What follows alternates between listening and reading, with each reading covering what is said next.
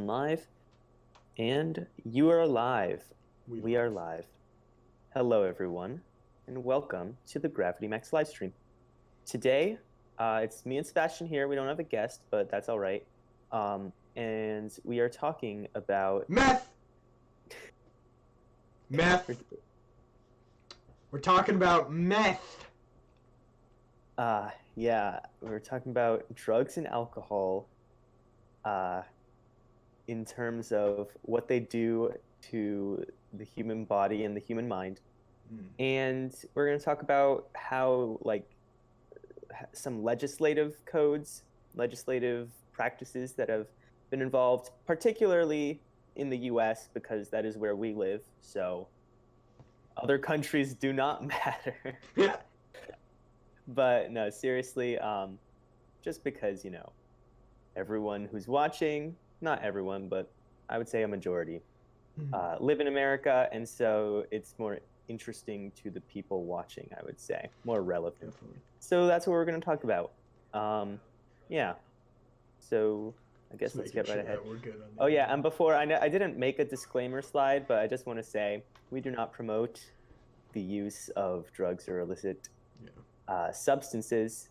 I think that would be against YouTube's community guidelines. Yeah. And also, we're going to be telling some anecdotes that we've heard from our friends. Neither our friends nor us do any of these drugs. Yeah. So, there's a secondary disclaimer for all of you. Yeah, there we go. Secondary disclaimer. Yes, very pure of heart. Exactly. That's us. So let's get started with the plugs. Yeah, visit the Gravity Max website, gravitymaxmedia.com. We've got, you know, stuff there, and my second book is just a week away, so that's sort of relevant. There will be a link there to get it on Amazon, and I'll start putting the link in the description once the book's up. So yeah, get excited for that. Also, we've got Instagram, Twitter, Facebook, and Patreon. Links to those in the description, so you guys can donate if you would like, or just like look for updates on the other platforms. And then we've got Sebastian is on YouTube with the YouTube channel 128 Seconds with videos that are 128 seconds long, informative, short. They're like the counterpart to the live streams. It's like yin yang. You've got the quick knowledge, like you're on the go, you know, you're walking between your car and, you know, a place that's like, I don't know, half a block, like a block or two away, right? Yeah. Watch a 128 seconds video, you know, oh yeah, say that you have a test on a subject, bam, perfect cram material, There right? you go. Yeah. But if you're watching this, you know, say that you're, I don't know, running a marathon. Maybe this would be appropriate length. Maybe two of these, 2 or 3. Yeah. Episodes. Sometimes I listen to this when I cook. Actually. Yeah, exactly. Just conversation where the this is what CGP Grey on one of his podcasts, he called it the two guys talking podcast genre. He called that the genre. And that's a pretty general genre, but it sort of makes sense. So many podcasts are just two guys talking. Two guys talking. Yeah. But the important question is what the two guys are talking about. So There you go. yeah, also Sebastian's on Instagram and Twitter. And then finally, Bottled Up Flame, November 1st, which is Sunday, 1 week from today.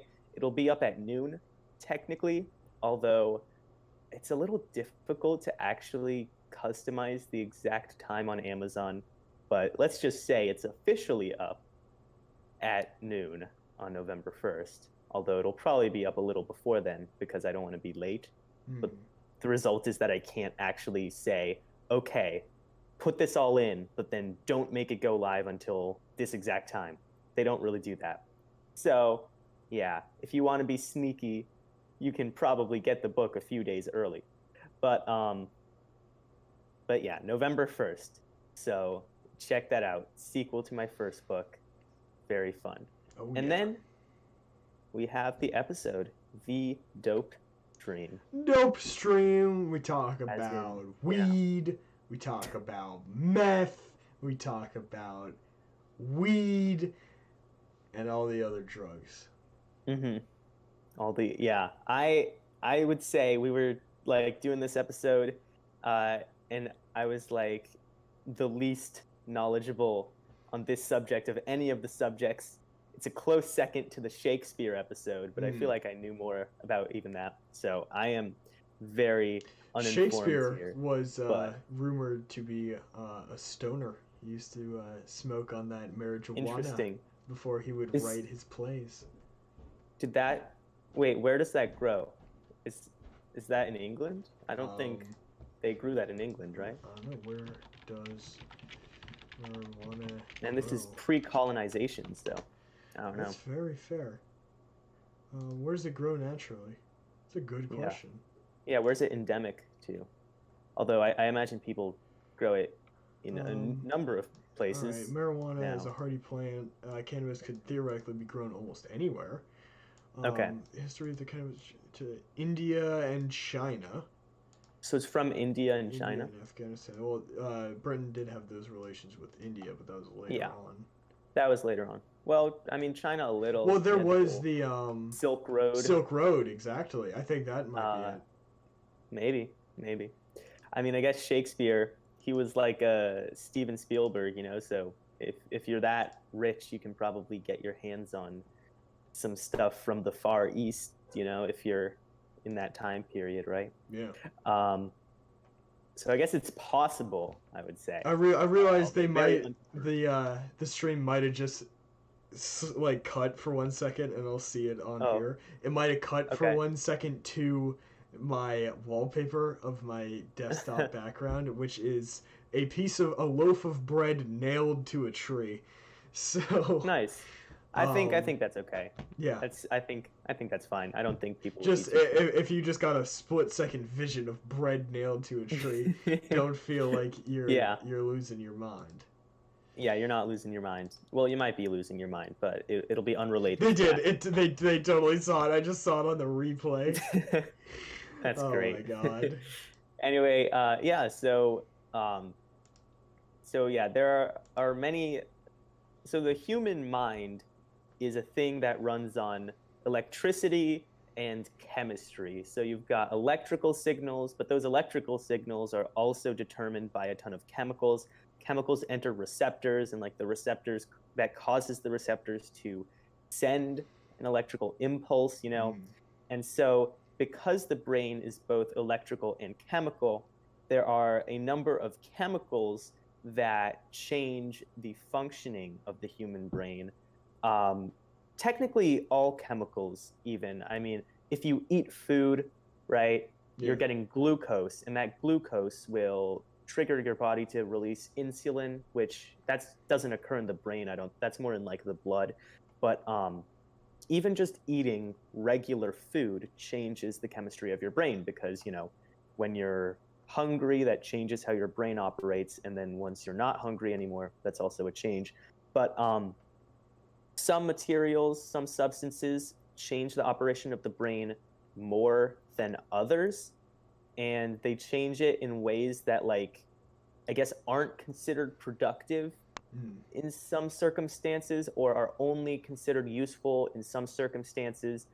And because of that, and some have been like, they cause erratic behavior, like dangerous behavior. So governments around the world, I imagine every single government probably has some law on the books with some sort of regulation about some sort of like substance that people put in the body, even if they don't enforce it in like, because there are some countries that are pretty much anarchy, but but they still probably have a law. It's just like, they can get their one like cop in the entire country to try and enforce it. Like, not gonna happen. In some places, pretty war torn, but in general, governments have sort of decided that there are some substances that need to be regulated, but different countries have different things, and we can talk about that a little bit later once we talk about the U.S. But yeah, so drugs alter the working of the brain. But before we talk about like how they do that, like, and the laws behind that, Sebastian, we talked with our friend who was going to be a guest this time, but something came up, and so we have some anecdotes. Sebastian, I think you know these anecdotes better, so let's get into it. All right. Yeah. So, anecdotes for the new. So, all right, we live in a small town, right? In a small town, there's not much to do. So, what a lot of kids do is they turn to using illicit substances. I am not one of these people. But for the sake and for the anonymity of those in this story, all names have been changed. If I was there, I was not participating in any of this. But here we go. Let's kick it off. Yeah. So let's hear it. If my cursor could get over there. There we go. So first off, we have the search for the Wonton noodles. So this one is quite a tale. This is my friend. This is my friend's story, and he was explaining all this to me in vivid detail. Right. Okay. This blew his mind, and the way I hope I can tell it as well as he told it, because it is a funny story. So he partakes in the smoking of the marijuana, right? He's over the age to do it. In some states, he's over 21. But, he's got some buddies that he gets together with, and he doesn't, right? But this was the first time he had ever used a blunt, right? And there's a lot of ways that you can... Marijuana is most commonly smoked. Like, if you really wanted to go the extra mile, I'm sure you could inject it in yourself.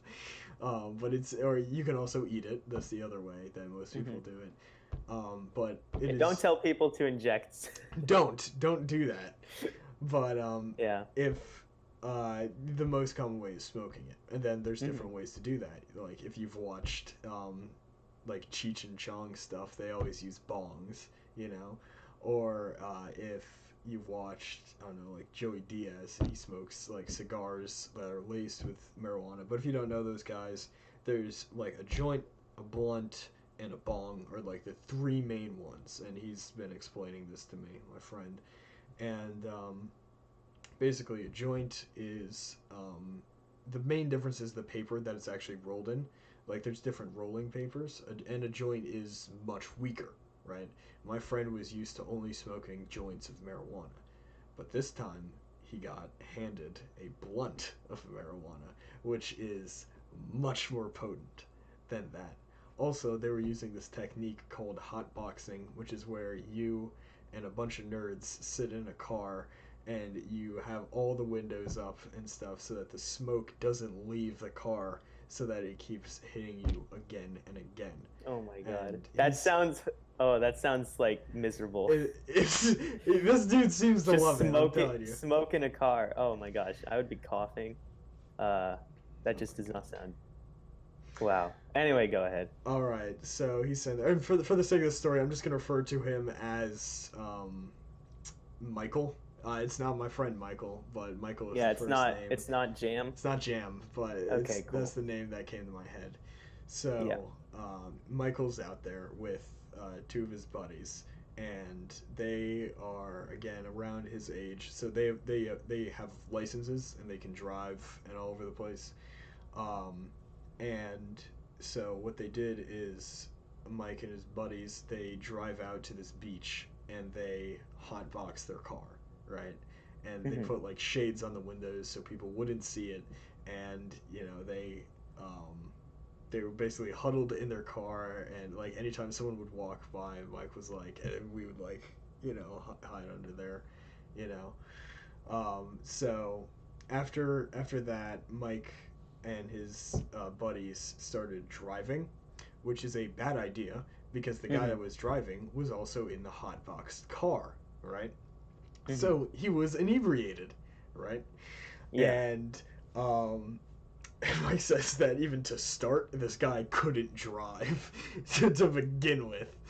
Wow. So they're going probably, he said it was like 60 to 70 miles per hour on the back roads of Connecticut. And Yeah. That's he said that they like almost died 4 to 5 times. He said they were swerving through traffic, doing all this stuff. So that just speaks to how you should not drive while inebriated. And then Mike says, and then all the marijuana smoke and off the blunt that he just took, it hit him, right? Because sometimes it doesn't hit you straight away. You know, like most things, like if you take cough medicine that doesn't hit you like straight away, it hits him, right? And he doesn't black out, is what he tells me. He tells me that he zoned out, you know? And he just like was sitting back there with his eyes like locked onto the sun or something like that, and then he snaps back into consciousness. And that's what a lot of the story is just Mike snapping back into consciousness. So the first time he snaps back and the conscious snaps back to reality, whoop, there goes gravity. He basically wakes up in a gas station, you know, or at a gas station. He's in the car, and they're just all of a sudden at the gas station, and he's got his head on the window, and he's staring off into space, and then he zones back in, and he realizes that he's just been staring down some lady, and this lady's like looking at him like a little sus, and he's like, sorry, you know. But then these two guys keep driving him around, and he realizes that he should ask, yo, well, like, where are we going? What's the game plan for today, guys? And they're like, oh, we need to get some wonton noodles. We need to get some wonton noodles because they were going to cook some dish that required wonton noodles, I guess. So Mike was like, all right. So they keep going, and they turn to Mike. They're like, what store do you think has wonton noodles? And Mike was like, Costco. You know? And it was just a shot in the dark. I love Costco. Yeah. So they go to Costco. He zones back in, and he's standing in aisle 6 of Costco. And he's like, well, they don't find the wonton noodles, so he zones back in. Yeah, I'm surprised they even had Costco memberships. Yeah, you need a membership to get in the store. Yeah. Not like a normal, like, you can just like walk into Walmart or something, but Costco, you need a membership. So that's interesting. But yeah. He zones back in. And they're now at a new store, right? And he's looking for the wonton noodles, and he zones back out. And he zones back in. And now one of the other guys is on the phone with his aunt. And he's like, hey, where can I go to get wonton noodles? And she recommends some store. And he's like, all right. So they start driving, and the guy turns to Mike, and he's like, yo, this is going to be like an hour and a half drive. And Mike's like, for wonton noodles? For wonton noodles. And Mike's like, all right. And then the guy turns back to him and says, hey, we're here. You know, because Mike had zoned out for that entire hour and 30 minutes. Wow. And then he comes back in, you know. That feels like a narrative convenience. Yeah, like honestly. Writing a story. It's like, oh, you skip over the middle part, but wow. Yeah. And then he when he zoned back in, what he zoned back into was one of the guys was like shaking his leg, and he's like, hey, we're in the bad part of Bridgeport. Grab your stuff and get in the store. You know, Bridgeport, for those of you who don't know, is crime infested, and it's overall a pretty disgusting city. It's kind of a terrible place to live, honestly. Okay, I don't think we should be. It's unfortunate. Offending. If you live in Bridgeport, you should be. I don't think we should be offending Bridgeport. I imagine there are parts of Bridgeport, like any town. It's a city. It's a city, though. Yeah, it's a city, exactly. If you can call cities disgusting, you can call Bridgeport disgusting. Because it is disgusting. I guess that's true. I'm sure the people there are nice. When you say cities are disgusting, right? It doesn't target an individual place. But if I can sit here and say Chicago's a disgusting city, right? I don't know if it is. I've never been to Chicago, you know. But Bridgeport, you know, not really the best place to be. So Mike waking up in the middle of the bad part of Bridgeport. He's just very concerned. So they go in and they find and they grab the wonton noodles. And Mike saw Pocky, like the little sticks dipped in chocolate. And he saw the strawberry version of those. Yeah. And he grabbed like 1,000 boxes of them. And he has no idea how much he paid the lady at the counter. He has no idea if she gave him accurate change. But then they get in, and then he wakes up. He zones back in a Subway, right? And I mean a Subway restaurant, right? Yeah.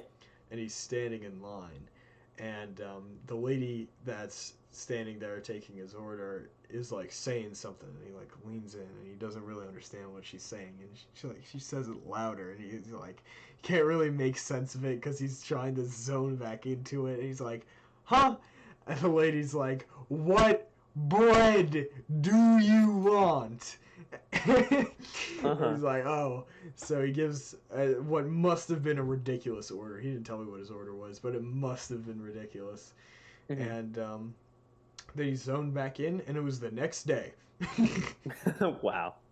Yeah, I want Swiss bread and Italian cheese. Yeah.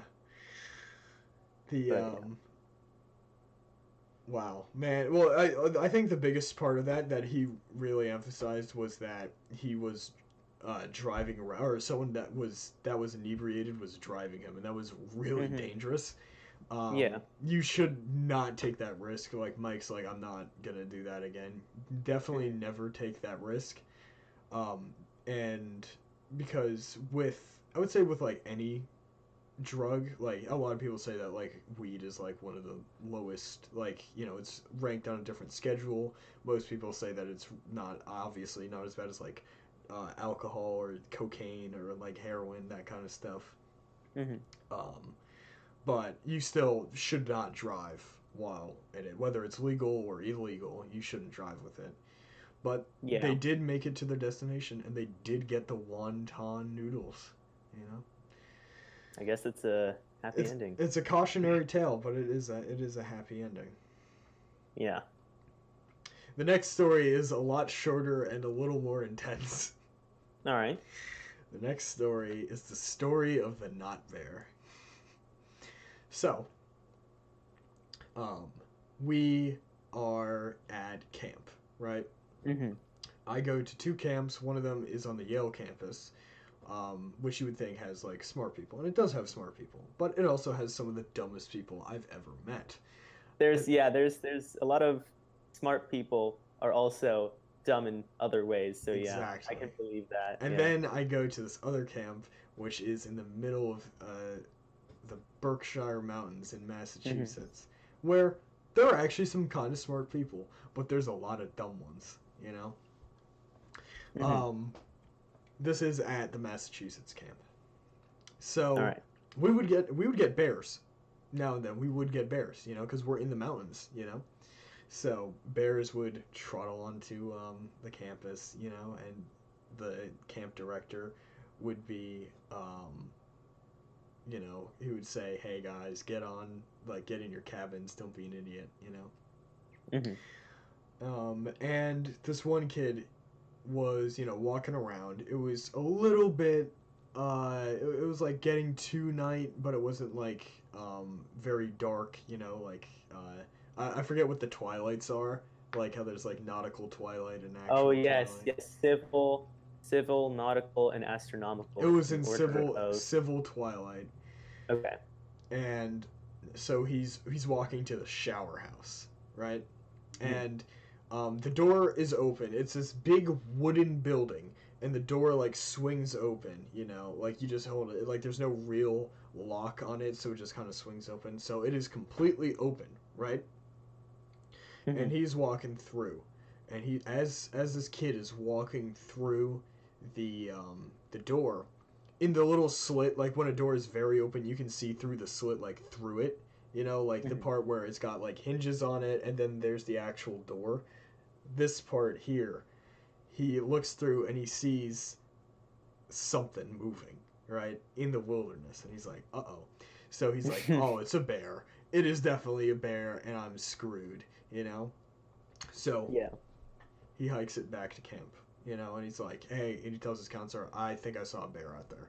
And the dude's like, all right. So he alerts everyone, and he sends out he dispatches forces to verify that it's a bear. So a bunch of the camp counselors that were there walk out and around the shower house, and they're looking and stuff, and then they see something behind the door, right? And they're like, oh, I think I got it, and they shine their flashlights on it, and it's a guy, right, without a shirt on, and his hair is super incredibly long, and his eyes are bugging out of his head, and he is on meth. And it was not a bear, it was just a random meth head that decided to, and I kid you not, we are in the mountains, so this dude ran up a mountain, and now he's just hanging out here, and they see him, they're like, what are you doing? And he's like, and he runs all the way down the mountain. Oh my god. I think they caught him, but if they didn't, he may very well still be out there. That's a cryptid in and of itself. That's a cryptid, yeah. Oh my gosh, that's frightening. Yeah, and it was one of my camp counselors that was out there, and so they weren't supposed to tell anyone that they had a crackhead or a meth head enter onto campus because that would make it look bad. But my camp counselor was one of the ones that went out there and saw him, so he was like, yeah, there was some meth head out there. Oh boy. Well, that's the story of the Nopter. I chose this picture of Shrek because it was an outhouse. Yeah. So nice. Oh, I should. We actually created a lot of cryptids. I should have talked about that on cryptids. We created a ton of cryptids at camp. Namely, one of them, the most famous one, was the Shankler. The Shankler was this. I think it was a guy. It might have been a creature, but it was supposed to be completely invisible.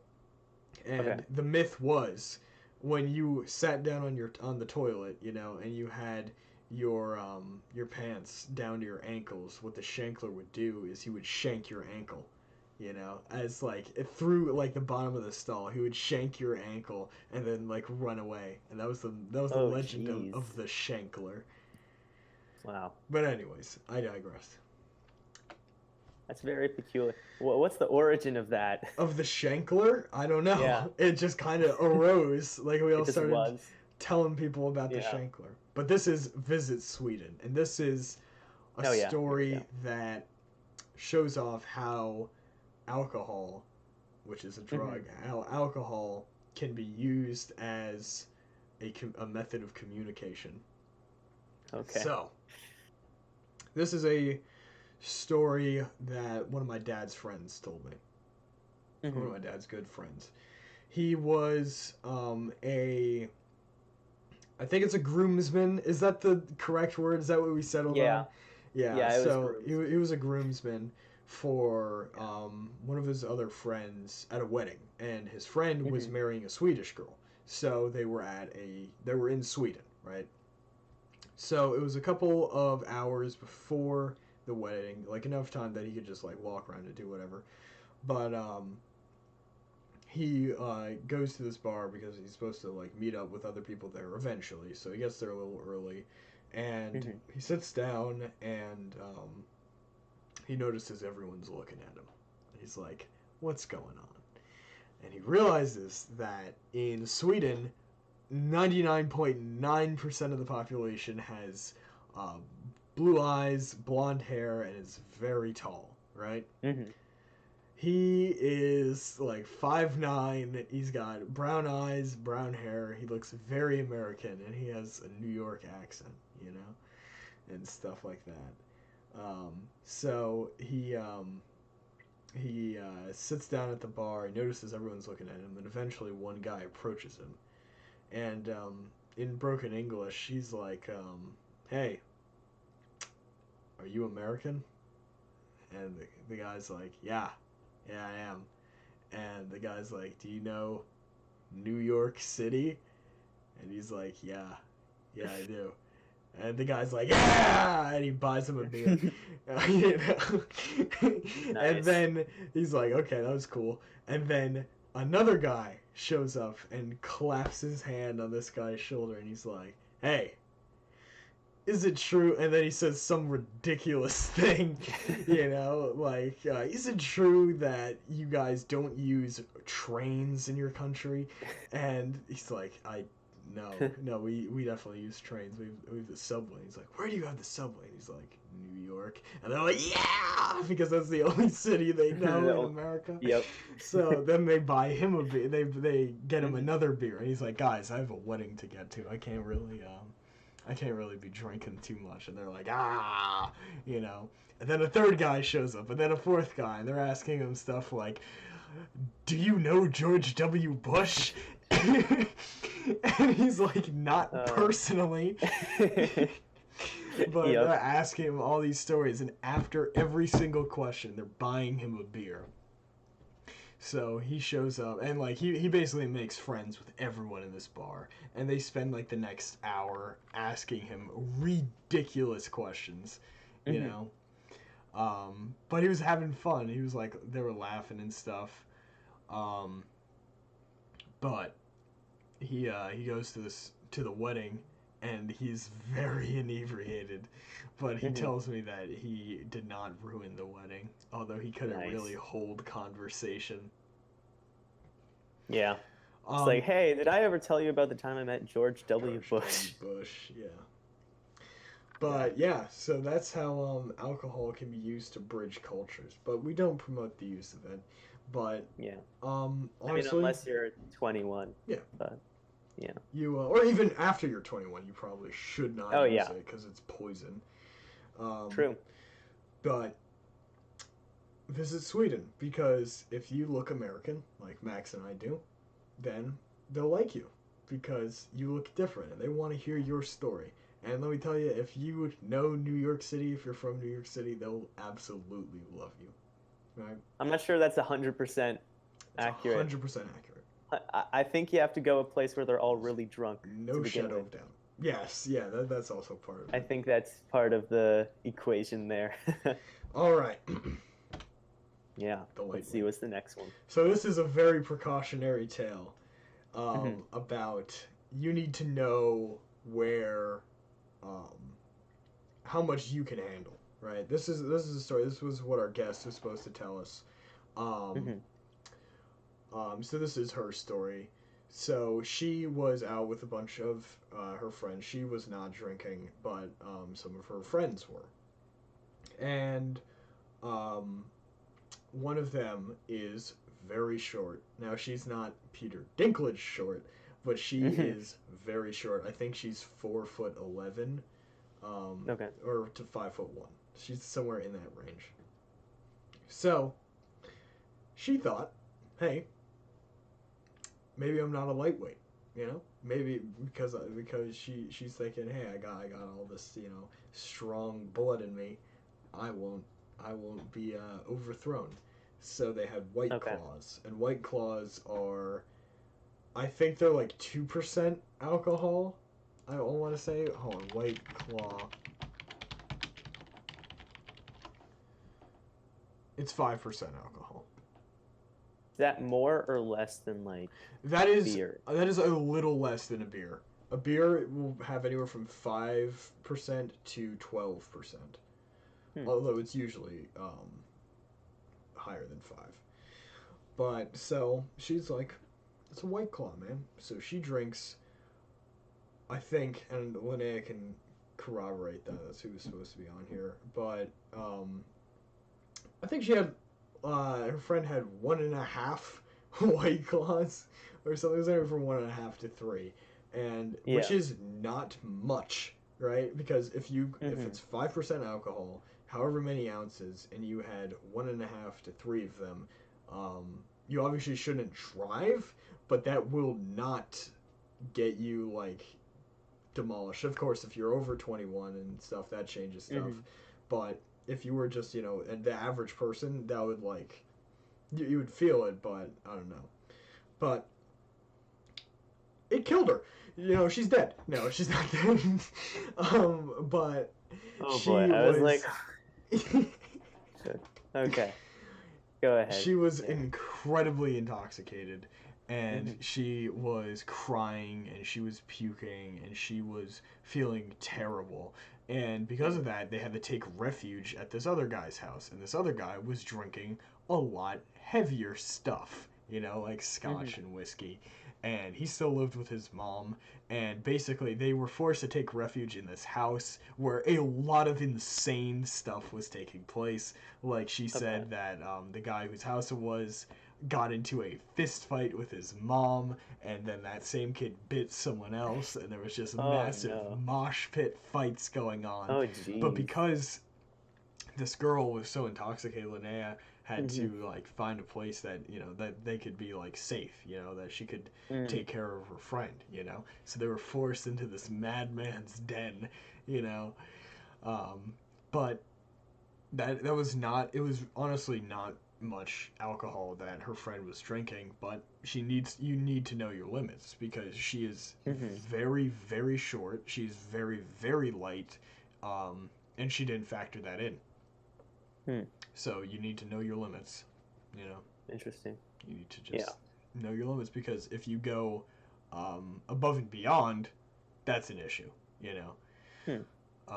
But once you find your balance, and you're like over 21 and stuff like that. Oh, sorry, I ripped my hand open. I don't know if you can see it, but... Wait, ripped your hand open? I did not rip my hand open, but I got like a little cut there. You can see it. Oh, okay. I'm just looking at it. There's like a 33% chance it's infected, so I'll take care of that later. But I might lose my hand. But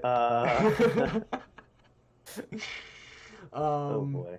Once you do find your limit, then that's where you can like, you're like, oh, I can have 2 beers, and then I can function. Like if I get a call, then I'll be able to deal with it. I won't be in the weeds. You obviously you probably have a beer and still drink. That probably won't make you blow over 0.08, but once you know. Yeah, well, actually, the law is interesting. There's DUI and DWI, and I believe DUI is when your breathalyzer is over 0.08, but a DWI is if you have less than 0.08, but you are still driving like an idiot, right? But you have anything that's not 0.00, then you can get a DWI, which means that you weren't technically above 0.08, but you were still driving erratically because of alcohol. And so there you go. Yeah. So you gotta know your limits. If this could. All right, this one is about how don't do drugs. So this one is a story in which I was in. This is one of my personal stories. I was not obviously the one that was tripping on LSD, as you can see on this slide.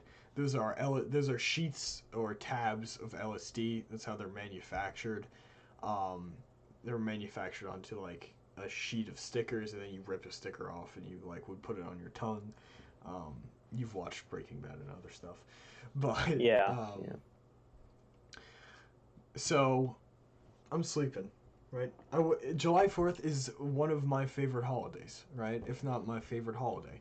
And so I'm sleeping, and I wake up and I'm like, it's July 4th. July 4th is also 2 days before my birthday, so I'm just I'm in a generally good mood. Fun time, yeah. So I'm like, oh yeah, you know what's happening? July 4th. And I had plans. I was gonna hang out with Brendan, and we were gonna go and like film something, and it was gonna be great. And then my phone rang. And it's one of my friends. For the sake of this, we will call her Lucy, short for Lucy in the Sky with Diamonds, which is a slang term for LSD. Yeah. I get a call. It's from Lucy. And Lucy's like, Sibby! And I'm like, and from that moment on, I knew my day was ruined. Oh, no. She's like, Sibby, I need your help. And I'm like, what's going on, Lucy? She's like, I dropped acid. And I'm like, okay, that's cool. are you all right? She's like, no. And I'm like, okay, what do you need? And she's like, hey, can I come over to your house? And I'm like, sure. So she had to sneak out of her house in her pajamas. Mm-hmm. So that was cool because she had me run over to her house so that I could guide her to my house. So Wow. I run over to her house. She breaks out of her house in pajamas, and she's like, "Go!" And so we're running down the street, her in pajamas. She's like looking over her shoulder for her mom to like come bearing down on us, But Mm-hmm. we make it. We make it to the house, and I give her a blanket. I give her water, and she's just sitting on her phone watching music videos because apparently those look cool when you're on acid. That in and of itself wouldn't have been bad. Wouldn't have been bad because I would have been like, you know what, you chill here. Brenda and I have plans at like 1. How long does an LSD trip last? And she's like, oh, about 12 hours. And I'm like, oh, okay. So when did you drop this acid? And Lucy's like, oh, at 3 a.m. So I'm like, oh, so I gotta wait until 3? She's like, yeah. And I'm like, okay. So Brendan is coming over at 1. Nothing I can do to stop him. He's kind of an unstoppable sort of guy. Yeah. But then here's the thing. I still want to go out with Brendan to go and film stuff, to go and just hang out, to have a July 4th. Yeah. But Lucy, which is what I said. That's the name I said. I said Lucy. I didn't say another name there. I don't know what other name I said there. Definitely wasn't a name of a real person. But Lucy was like, hey, I have to, I want someone here with me. I'm like, okay. So I call Linnea. I'm like, hey, Linnea, would you mind sticking with her while me and Brendan go and enjoy our July 4th? She's like, sure, man.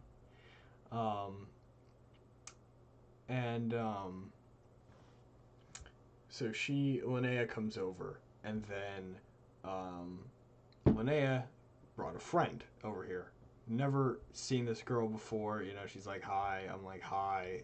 Like, come into my house, I guess. And my dad sees all these people in my house, and he's like, son? And I'm like, yeah, Dad. And he's like, did you do your homework? And I'm like, yeah. And he's like, okay. All right. And then more people show up because wow. I don't know why. And I'm like, hey, Leia, what's going on here? And she's like, oh, we were thinking of going to the beach later. And I'm like, okay. Like, Brendan, do you want to go to the beach? And he's like, sure. So we all start packing up to go to the beach, but then Lucy is like, hey, are you guys gonna leave me here? And I'm like, do you want to go to the beach? And she's like, yeah, okay. So we all get in the car. She's still like, the thing she kept saying to me was that she was like, look at the trees, and I'm like, yep, they're there. She's like, feel the trees, and I'm like, we're in a moving car. So we get to the beach, and we're all there, and more people show up. So there's like 18 of us. And basically, we start doing stuff. We start like moving up and down the beach, and I basically completely lose sight of Lucy, right? No idea where she is. And I'm like, we had been calculating it. And I was like, oh, I was calculating it's gonna last like 12 hours, so it's like 3, and then it's like, at that point it was like 3:30ish, so I'm like, okay, she should be alright by now, Then I see her about 2 hours later, so it's like 5, and she's still in a hole, and I'm like, oh, this isn't good, and Linnea and I get together and we're like, oh, she, lasts, if she keeps going and it gets to like 24 hours, we should probably, call a hospital or something like that. So I keep my eye on her best I can. And then, I was still hanging out with friends. But the thing was that my July 4th plans had been completely sidetracked, you know? And I was, a little peeved because of that. But I'm like, I'll help her out and stuff. And then it gets to about 8, right? 8 p.m. So that means that she's been doing this for, I can't do math right now. Was that like 17 hours? Yeah. Or 18? Well, I guess the question is, did she actually start at 3? I think so. I think that's what we were operating on. Mm-hmm. So, yeah, if we were doing that, if we are operating on 3, then it's been like 17, 18 hours, which is not good, right? Because, so we looked it up, so we did a little research, and it's like, usually it's 12 to 15, edging on 17 to 18. We're like, something's not good, and she's not feeling good. She's like crying, and she's like, oh, this is terrible. And I'm like, you shouldn't have done this. And she's like, I know, So, this slew of people we have, like the 20 people that are there, there's this one kid that I've never seen, and he's like, yo, let's call her an Uber, let's get her out of here. And I'm like, that's a good idea. Like, I love how this dude just stepped up, and he's like, I know what's going to happen.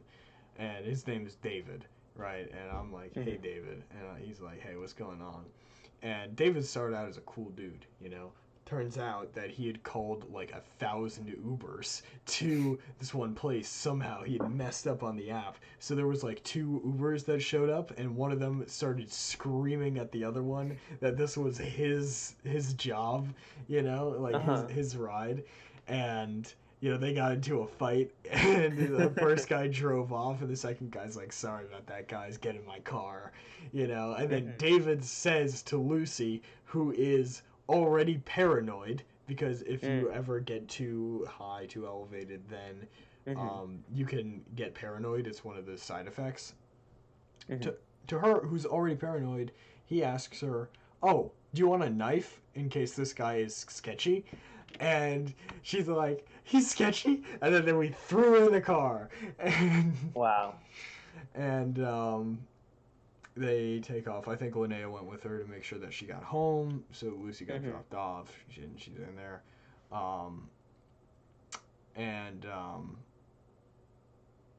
So then I'm just running around with Linnea and a bunch of other kids. Like, we've all branched off. And then we get to this... We started like cutting through people's backyards to get to this other girl's house, and we show up there and she's having a barbecue with her entire family, and it was just such a weird experience because I thought that I was just gonna chill with Brendan the entire day, and now I'm like running through people's backyards, and we get to someone else's barbecue, I'm there, and I'm like, well, look at that, I did end up having a barbecue after all on July 4th. That's nice. So it goes to show that even if life takes a completely different turn than you think it is, you might end up just where you need to be. Wow. Yeah, I have a few takeaways from all this. Yeah. And first is, you really seem like a go with the flow kind of guy. And I'm like I need schedule kind of guy. Also, another takeaway is, I'm glad I'm not like the first people that someone calls when they're on drugs. Yep. And then thirdly, I'm glad that I'm a little bit boring, I guess. That's what it is. Yeah. Oh, it's a virtue, I would say. It's fun to be a little bit boring. Yeah. Although it sounds like the opposite, but it makes things calmer. So yeah. But anyway, it's a lifestyle. It's definitely a lifestyle. Oh. It's a way to live. I simply live differently. Boring life. Yeah. But no, in all honesty, that was a pretty harrowing experience, because I was really worried about Lucy, because she was feeling it for, I think, a total of 22 hours. And the reason for that was that she had taken too much, right? And LSD is one of those things that if you microdose it, it's bad. It's obviously bad for you. It's a drug. And it messes with your psyche. It doesn't mess with your body. That's the one thing that LSD doesn't do. It doesn't mess with your body necessarily. It messes with your mind primarily. Um, so she had taken too much, and that's an issue because if you take too much, it can leave you permanently, like in LSD land. You know, like I was listening to this story in Health, and there were these, two guys, and they were doing acid in a field, and one of the guy's friend had taken, you can see the sheet in front of you right now. This guy's friend must have taken like a fourth of an entire sheet, right, which is too much. And he is now in like a mental asylum because he's like always high, like, but it doesn't even feel good, because like he's reported to be like, screaming and crying. He's literally lost his mind.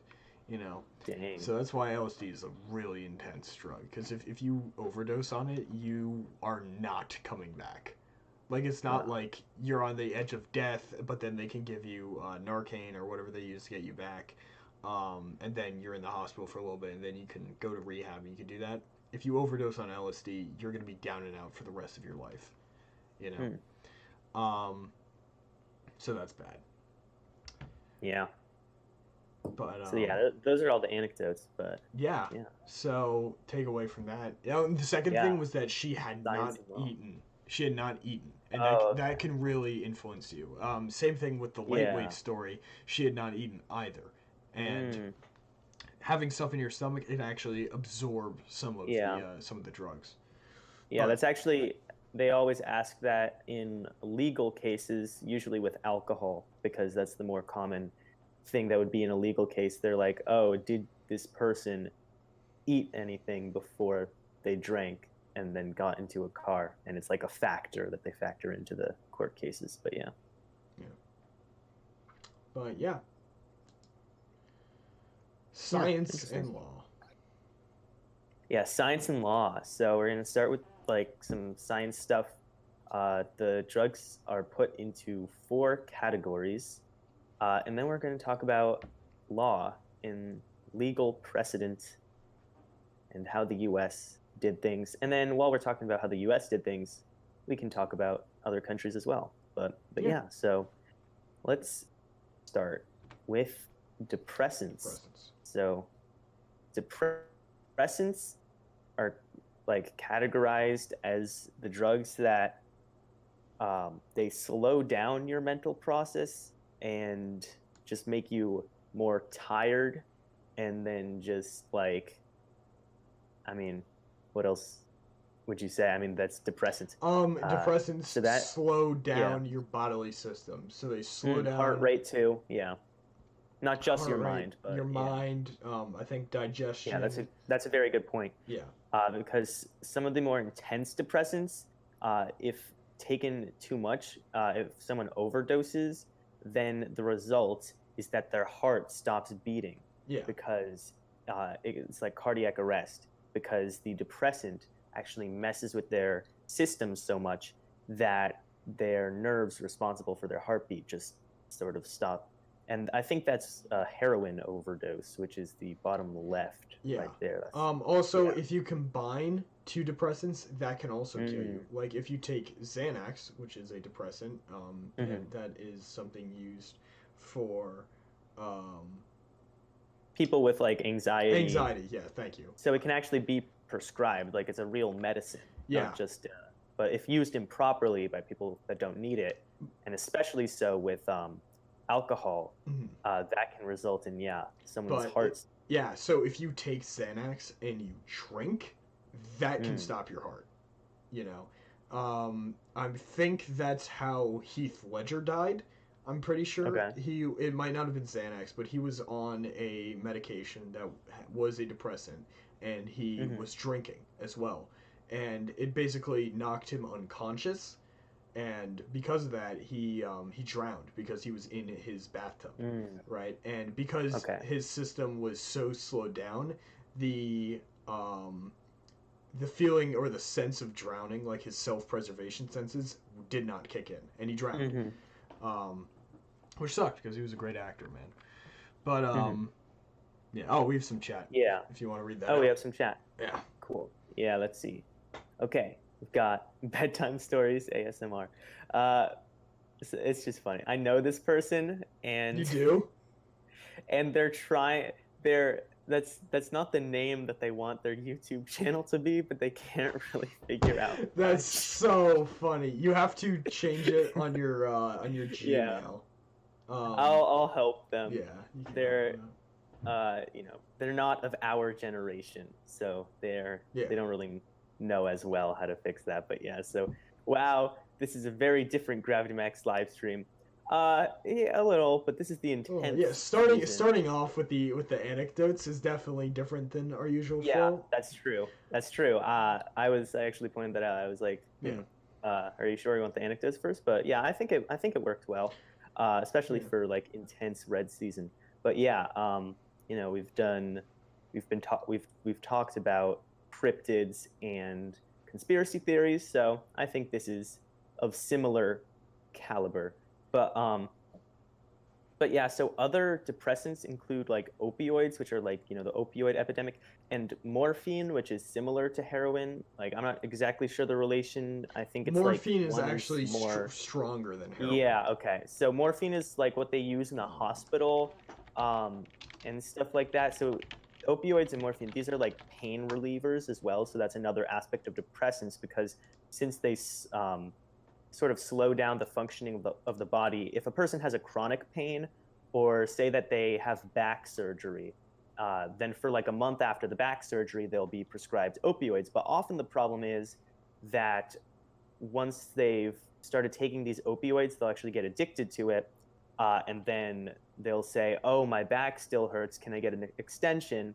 And they might keep doing that until their doctor says, no, I can't keep giving you any more. And then they'll go to less reputable sources, less scrupulous sources, and it's bad business. It's actually a problem that even some like lawmakers have been talking about, is that opioids are like overprescribed. So they might be given in situations where they aren't actually necessary. And so something interesting for the medical community to look into would be, okay, what situations, considering that I guess there's more risk associated with addiction to opioid than we previously thought, maybe we should consider eliminating opioid prescriptions for some medical procedures that we previously allowed to have that prescribed. But yeah, so yeah, also marijuana, this is an interesting one. It's like all three, depending on so I'm not sure about. I don't know about so this is Cannabis indica, the indica strain. Okay. There are most people will just categorize it into two main strains, Cannabis indica and Cannabis sativa. Cannabis indica is the one that will that is the depressant, and is the one that will slow you down. And Cannabis sativa is obviously a stimulant, and it doesn't speed you up like the other ones do, like the other ones on that list. Like it's nowhere near cocaine, but it still pushes you in that direction. And then there's some strains that like make you see stuff. Are these like different species of plant? I'm pretty sure. Okay. Here, let me check that. Put myself on some more watch lists. Yeah, it's fun to research some of the interesting topics. Like, I'm writing this one book. I have like this book upcoming where it sort of centers around like a nuclear apocalypse, and so I'm doing that one website, the Nuke Map website, and I feel like that's the most watch listy website. I'm like, yes, how like what would be the blast radius if I place this nuke down in like New York City? And I'm like, oh boy. But yeah, there are different species of the genus Cannabis, of the family Cannabisaceae, I don't know, but they are different species. That makes me think we should do a taxonomy episode. Ooh, that's a great idea. But yeah. That is a great idea. Yeah, I love. Sometimes basically my mental process, the way it works is that I'll get very interested in one subject for like a week, and then it'll pass, or I'll maintain the interest, and then it'll just be a thing I'm always interested in. But yeah, so I feel like the live streams, I love doing these live streams because they work really well with that process. So I'll get very fascinated with one subject for a week. But anyway, Max has become obsessed with drugs. He's been doing them nonstop. He's been calling me every night, and he says, "Hey, Sebastian, I just used some heroin-laced cocaine," you know. I would rephrase that. Interested in the subject of the science and law relating to drugs and alcohol. So that he can manufacture it and break the law. Oh my gosh, no, I am not Walter White. I cannot. He's not Walter White. Yeah. It's interesting. I think Breaking Bad actually caused some problems with like people trying to make ricin, because the show, because it is surprisingly like easy, I would say. And this is a deadly chemical. This isn't a drug. This is like a poison that's used to like poison people. Often it's used in like assassination plots, but yeah, and it's somehow like easy to make. I don't remember from the show, but like I remember there were problems, I think, because like after that episode of the show, like people started trying to make ricin, and then the authorities are like, do not do this. Do not make ricin, please. Yeah.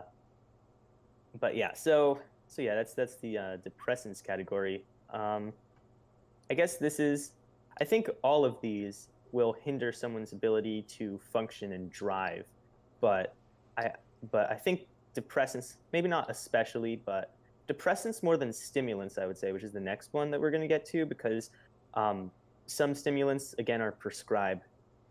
So a lot of these drugs are also like prescribed sometimes, and so when it's your own prescription that you have been prescribed by like a real doctor, that's not like a shady doctor, then it's okay. But otherwise, these are not good to use. Although it is interesting that alcohol is an exception, especially in like U.S. law. Yeah, I don't know why. Alcohol is just considered, it's always been, other than in the 12 years of Prohibition in America, but alcohol has for some reason always been legal. And now there's a push to make marijuana recreationally legal. I think we'll talk about that later, but that's more about the law section.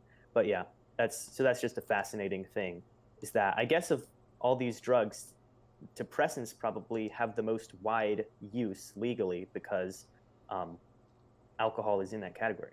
Yeah. But yeah, so that's those. So now let's go to the stimulants section. So yeah, stimulants include, we've got that's cocaine, Adderall, methamphetamines, and then the cannabis sativa and MDMA, which is also known as ecstasy. So these drugs do the opposite of what depressants do. They speed up someone's biological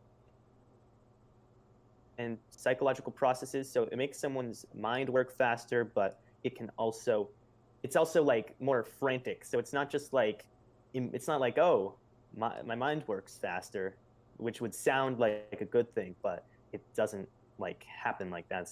It actually causes like negative side effects. And then, yeah, it speeds up the body function, which is fascinating, because just like how the depressants can cause cardiac arrest by your heart just like slowing down too much, the stimulants will make your heart beat too fast to the point that you have a heart attack, which is just crazy. So, I mean, I guess the lesson is your heart is not meant to be messed with. Your heart rate should not be messed with. It's at a good speed as it is, Yeah. And so, yeah, but so some of these are prescribed too. Like Adderall is prescribed for ADHD, right? Yeah. I believe. Yeah. So it helps. Yeah, it can help people with ADHD or ADD as well. It helps them focus when they need to focus. And so it's like good for that. But then when people that don't have ADHD use it, it's not really the best because, you know, it's not according to the prescription. So it's not been approved by a doctor. That's really the important part here, is that some of these drugs are allowed, but it's only when it's prescribed by a doctor to diagnose a specific medical problem, such as ADHD. So yeah, but yeah, I don't have much else to say about these. Do you have any comments about these? Yeah, I would definitely. I think that's really smart that you brought up that depressants are much more commonly used and have a much more of a tendency to be legal than stimulants. And Mm-hmm. I think it's because stimulants are probably on the whole more harmful because they can kind of like Mm-hmm. overclocking versus underclocking, I guess, is kind of the situation that we Mm-hmm. have. Um, but you know, all of these have like terrible side effects. You know, like cocaine will Oh yeah. leave little holes in your cerebrum, or your cerebral cortex.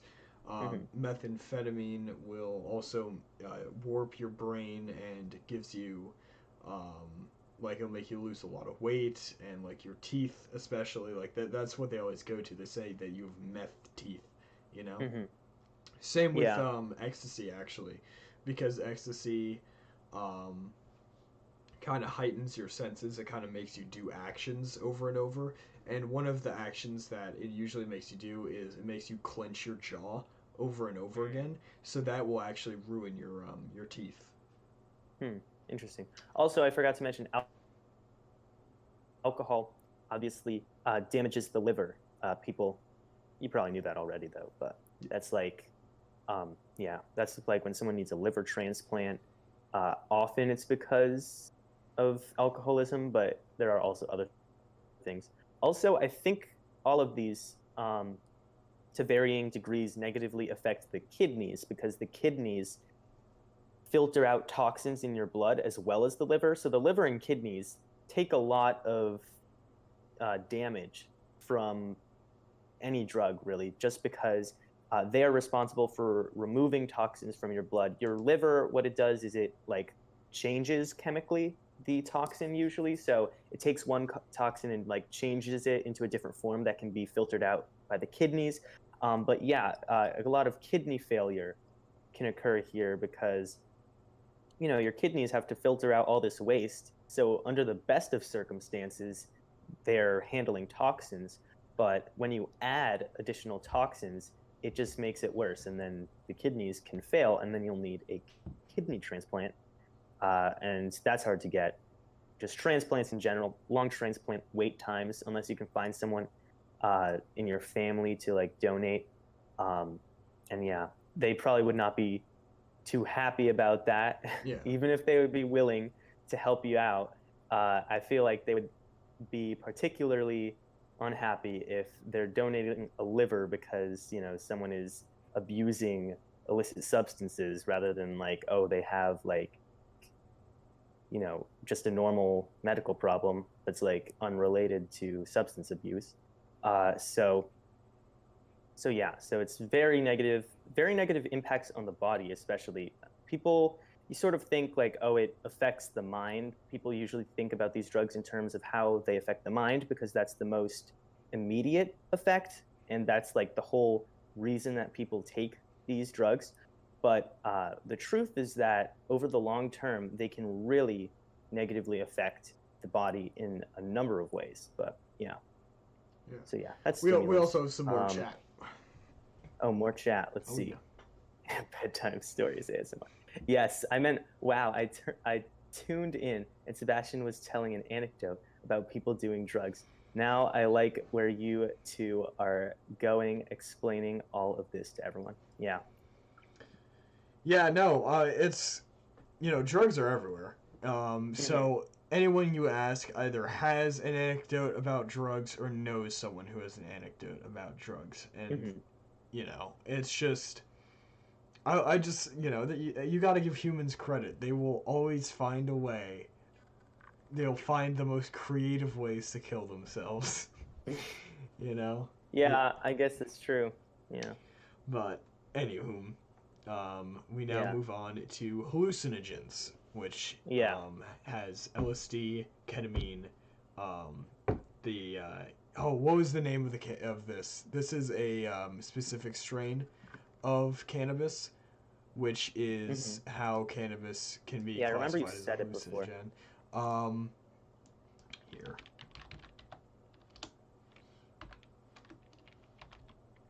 Genic.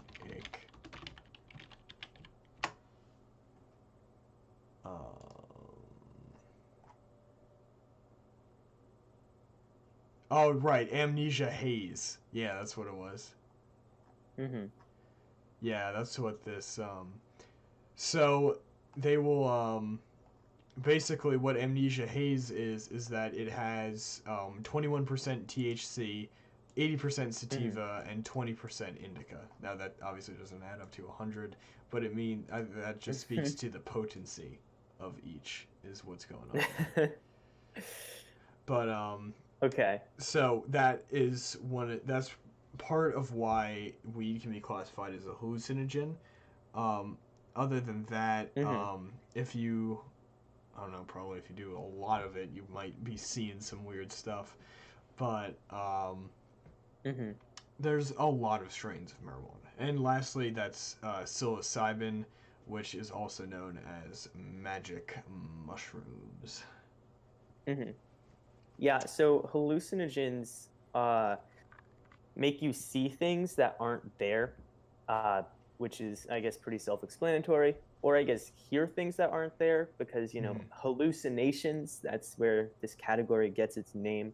And so there are medical conditions that cause people to hallucinate. I guess schizophrenia would be one of them because you see people that aren't there or hear voices that aren't there. And you were talking about your friends that had taken LSD was becoming paranoid. So I think these hallucinogens sort of induce similar effects to certain hallucinogenic mental illnesses, which is fascinating. And so I guess it comes with those negative side effects that, a mental illness would have. And so yeah, I don't know as much about the effects on the body, but I guess primarily here is that if a person is seeing things that aren't there, they might also not see things that are there. And just messing with someone's perception is really not good. It's like in superhero comics. That's like a villain with a pretty that's a pretty major villain episode, villain of the week episode. It's like, oh, they're messing with the person's perception, so they're reacting incorrectly, right? And so, I mean, just also with the paranoia, that's especially bad because I guess there are a number of ways this could go wrong. I mean, just anything. Imagine if you see a chair and you go to sit down on it and then you just fall to the ground. It's over. It wouldn't be particularly... no, I know. I'm just saying there are a ton of different ways that messing with someone's perception can negatively affect them. It is the most dangerous when you're driving. Out of any of these, depressants, stimulants, hallucinogens are the worst when you drive. They're the most dangerous. There's stuff when you're working too, all that. We also have some more chat, but to wrap up my thought, it's hallucinogens is when you start dipping into the this is the majority of this category is pretty destructive. For stimulants, obviously a lot of that was pretty destructive because there was cocaine, meth, and all that stuff in there.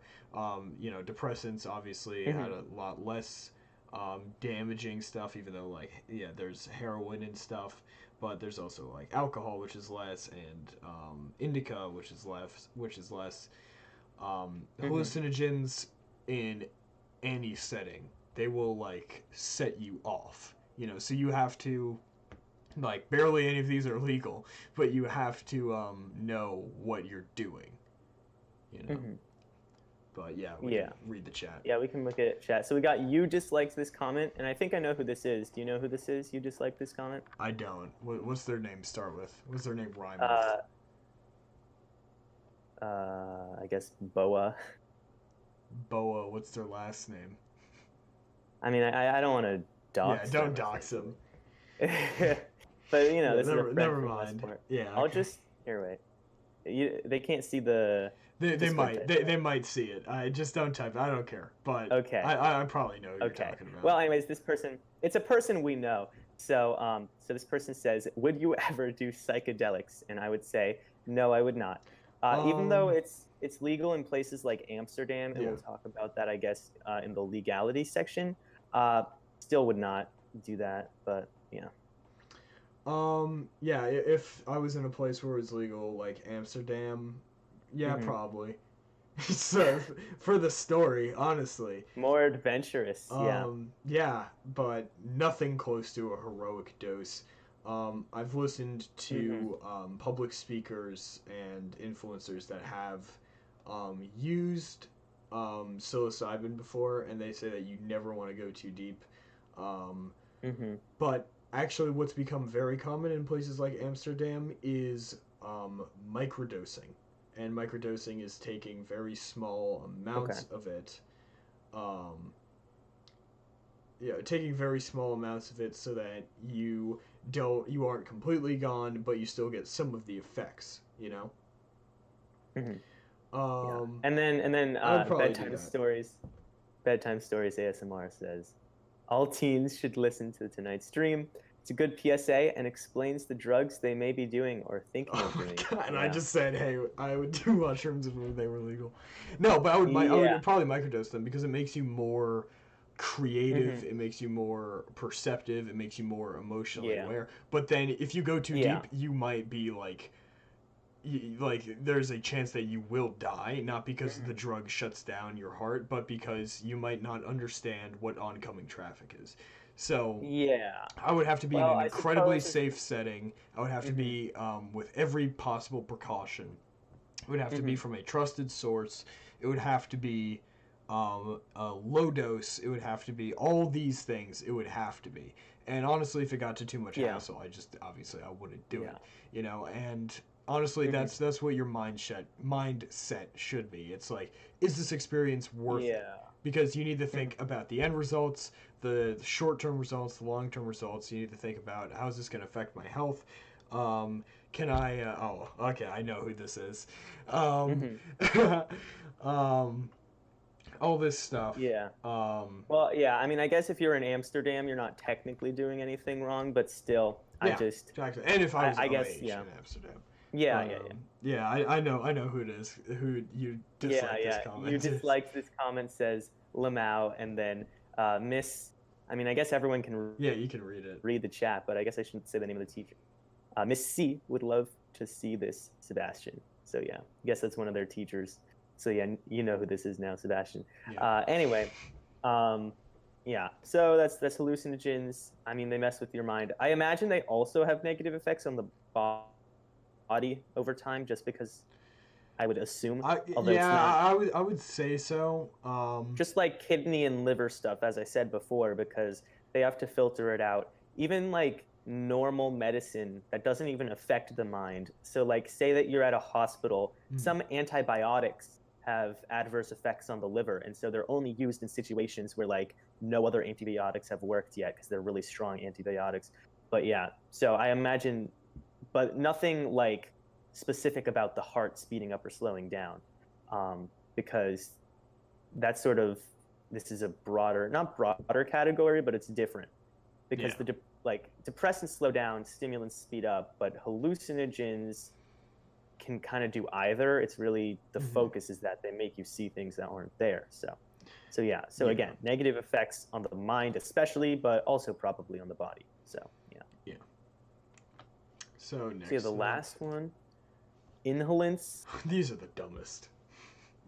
Yeah, I would have to agree. I don't know. I guess I really don't like the idea of not being able to breathe, like having breathing difficulties.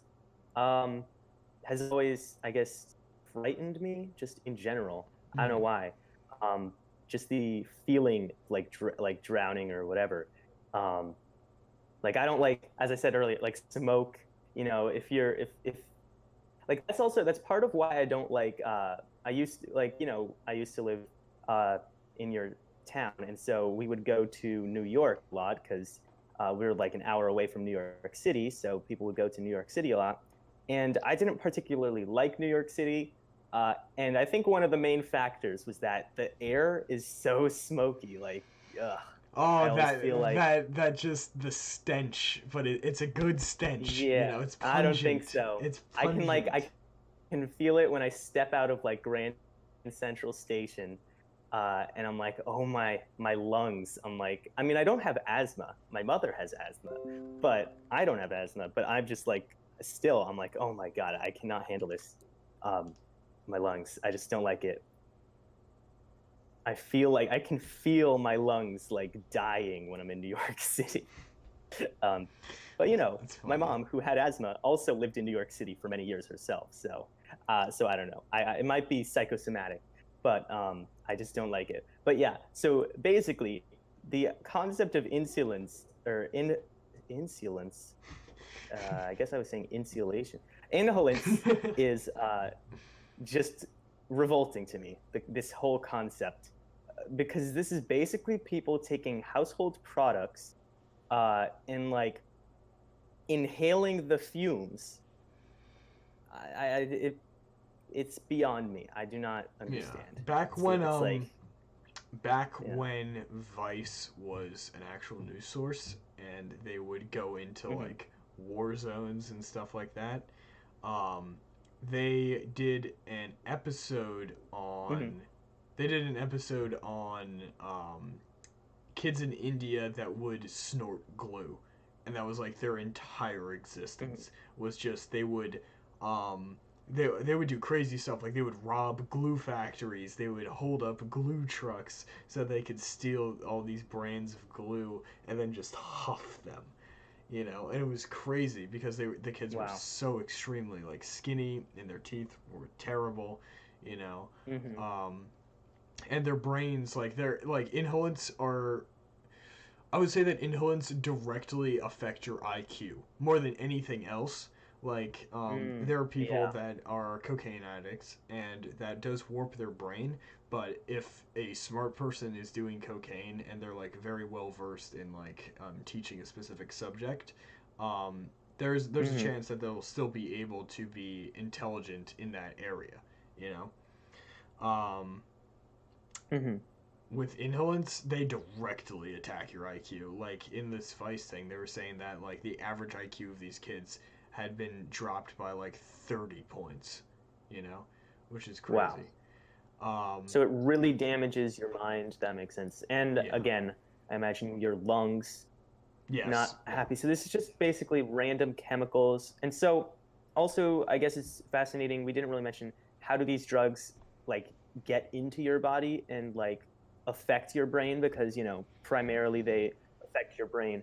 So the question is like, how do they get there? And so inhalants get there because they get there in the same way that, say, oxygen gets to your brain, which is just when you breathe in, the gases in the air, the molecules, you know, they go into your lungs, go into the alveoli, and then they diffuse into the bloodstream and are replaced with carbon dioxide, and then your blood, you know, goes around and transports the oxygen. So the inhalants are entering your lungs and entering the bloodstream in that same way. But this is also why there are some like drugs where they're injected, and that is particularly bad. It has a quick onset because it's directly into the bloodstream, and then the blood goes to the brain. Whereas some drugs are ingested, and that's slower because, I mean, if you think about when you eat food, the food enters your bloodstream slower just because that's how the stomach works. So basically how a drug enters a person's body and eventually their mind sort of has a few differences on how they end up working, I guess. But yeah. We have some more chat. Yeah, we have more chat. You disliked this comment. It says, do you suggest I go to Trader Joe's and buy shiitake mushrooms and then sell them to high schoolers at a higher price. I would not suggest that. Capitalism However, shiitake mushrooms breeds innovation. Yeah. Shiitake mushrooms are not hallucinogenic. So I guess if you could fool some people into purchasing that from you, I mean, it would be an easy way to make money. However, you might end up facing some retribution. And so I would not suggest that, because you do not want to get involved with people that are addicted to drugs, I would say. And you don't want to mess with them, especially because, as Sebastian said, they'll hold up a glue truck, right? What do you think they'll do to you if they'll hold up a glue truck? Exactly. Right? So yeah, I would not suggest that, although it would be a way to make money, because they can't accuse you of fraud, because they can't themselves go to the police. That's a problem with using drugs, because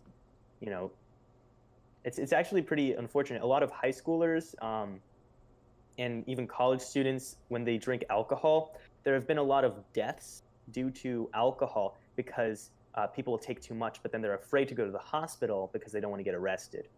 And so yeah, it's actually, it's pretty bad. That's another thing about drugs. But yeah, so we'll get into the legality stuff, unless we have anything else about inhalants. Inhalants are dumb. They attack your IQ. They don't rob glue trucks. So let's go. Yeah. All right. So now, legality. Oh, right. So. Oh wait, do we have like a legality slide? Like a title No, it's fine. slide? They're together. They're together. So let's start with the. They're together. It was science and law. So right. So because we were already talking about the law a little bit. So this is like it's a mixed section. But yeah, so this first slide, that time cocaine and heroin were legal. Once upon a time, cocaine and heroin were legal in the US. Yeah, it was like, so I mean, the original Coca-Cola had cocaine in it, and heroin was often prescribed as like cough medicine, I believe. Something like that. So yeah, people would just, in the early 1900s, would just sort of casually do these drugs, and there were no legal qualms about it. As you do. Yeah, which is fascinating. I don't know, but then eventually we sort of wised up. I guess the nation was like, hey, maybe we should regulate some of these substances. I mean, if you go far back enough, it's like, how would they have even regulated it is sort of the question. Because, as we move forward, we have better and better technologies for figuring out what crimes have been committed. So I imagine it was difficult for them to figure out, to find people in the past like this. But yeah, so this is just an interesting fact, I guess. Not much more to say about this. This is sort of pre-regulation. I mean, if you think about America and the expanding frontier, and the entire west half of the country was fairly sparse for a while. So, I mean, you're going to go from farm to farm, farmstead to farmstead, knock on people's doors to make sure they're not using cocaine or heroin. Kind of a difficult prospect for that time period. But then I guess technology advanced and we got more regulations, so we were able to start making some drugs illegal, start putting some laws on the books. But yeah, I don't have much more to say about this one. Yeah. It's just interesting. It's a lot of drugs. A lot of drugs started off legal, LSD was created as a I don't know expressly what it was created for. I know it was created as a medicine, but it was given to survivors of the Holocaust to help them with their nightmares. It was a PTSD. It was a PTSD medicine. Yeah, right. Yeah. Heroin started off as a medicine, like morphine, all that stuff. Cocaine started off as medicine. A lot of these drugs started off as actual medicine. There's a couple of them that I don't think were ever medicine. Like, I don't think mushrooms were ever like widespread medicine. Like in Native American societies, I think that they do use psilocybin. But other than that, I think yeah, I don't know. yeah, But it is yeah. interesting too. It does speak to sort of the advancement of drugs, because when you think of like drug side effects have definitely gone down, because at first the question is, how do you cure someone's cold? But then the question is, okay, we're able to cure a cold, but how do we cure a cold without making someone, miserable the whole time? And like, how do we cure a disease without causing another slightly less bad problem? Um, I guess that's sort of, whenever you cure a disease, essentially, in medicine, you're always causing another problem, I would say. But the question is, how minimal can we make that problem? And sort of progression of science is doing that. So these are like primitive medicines, essentially. They're primitive medicines with the unfortunate side effects of, damage to the like heart, liver, and kidneys, and mental augmentation. So we've sort of refined the medicines through research, and we've been able to eliminate the mind-altering medicines and reduce the, kidney and liver failure problems that most medicines cause. So it's interesting. I guess that's why these drugs are illegal now, is that they're basically just the worst versions of these medicines. But yeah. Yeah, so there you go. Yeah. All right, so we got Prohibition. So Prohibition started with the 18th Amendment, ended with the 21st Amendment. And so that's a span of like 12-ish years, from like 1919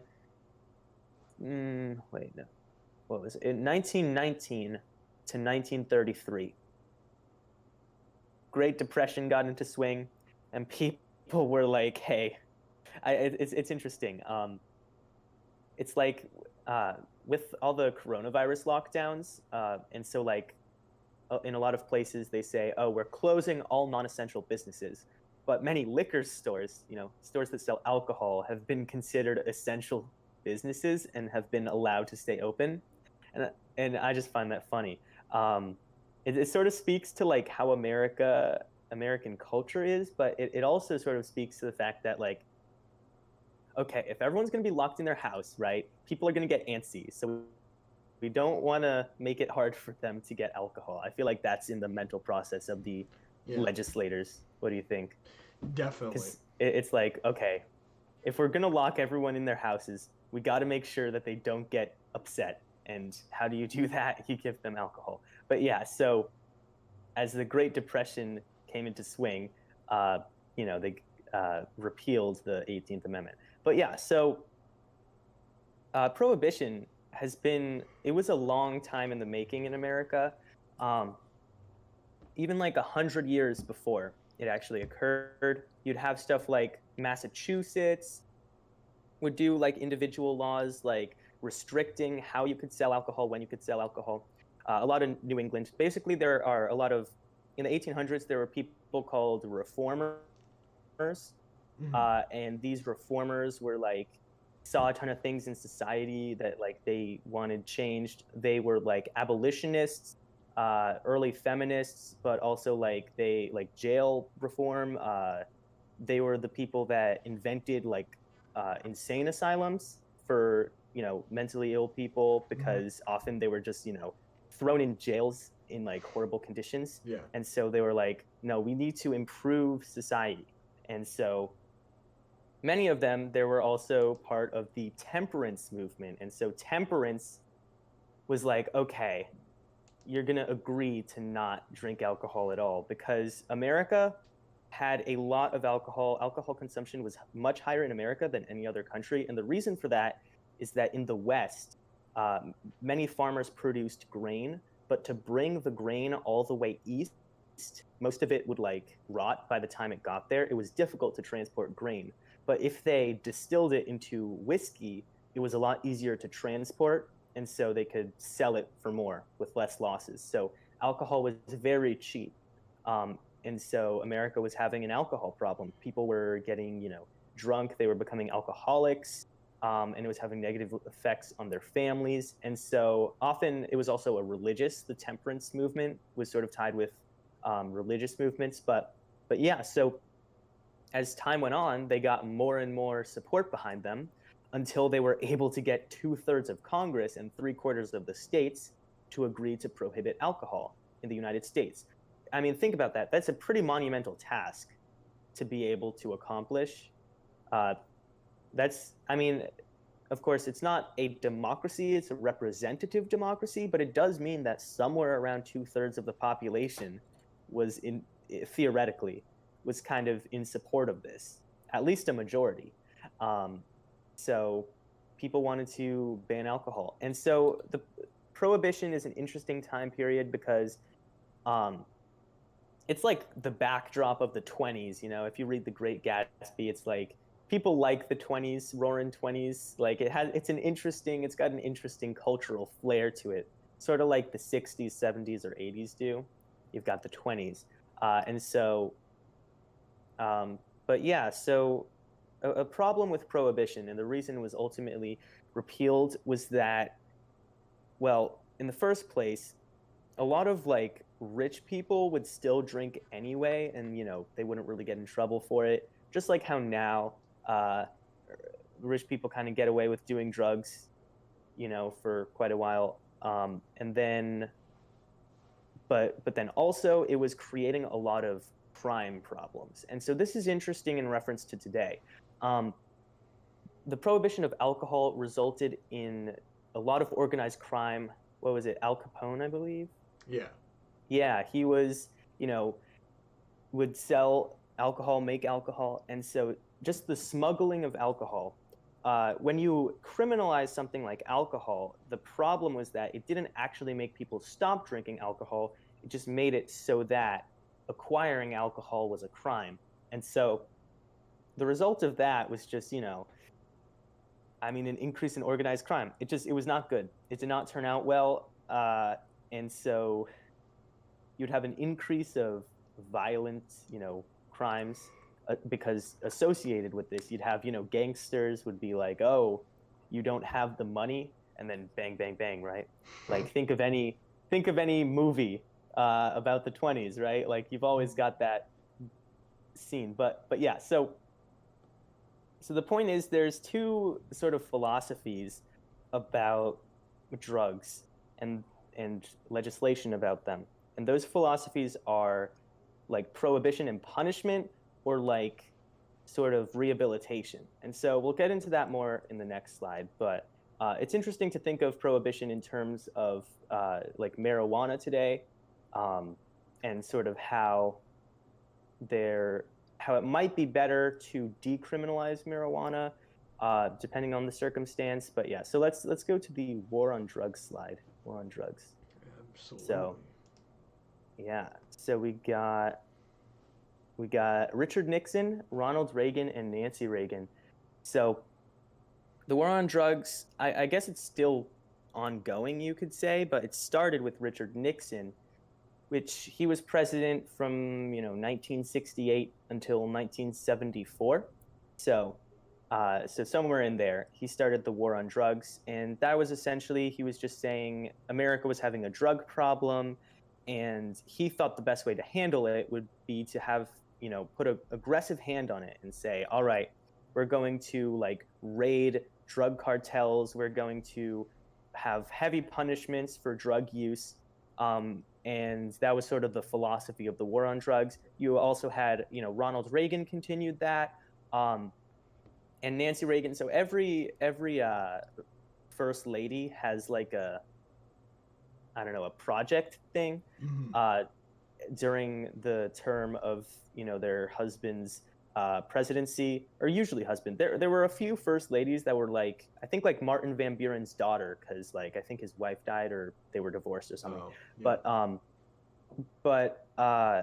But yeah, so every first lady sort of has a program. Like Michelle Obama had, I forgot exactly what the slogan was, but it was against childhood obesity. It was about that. And so Nancy Reagan's was just say no.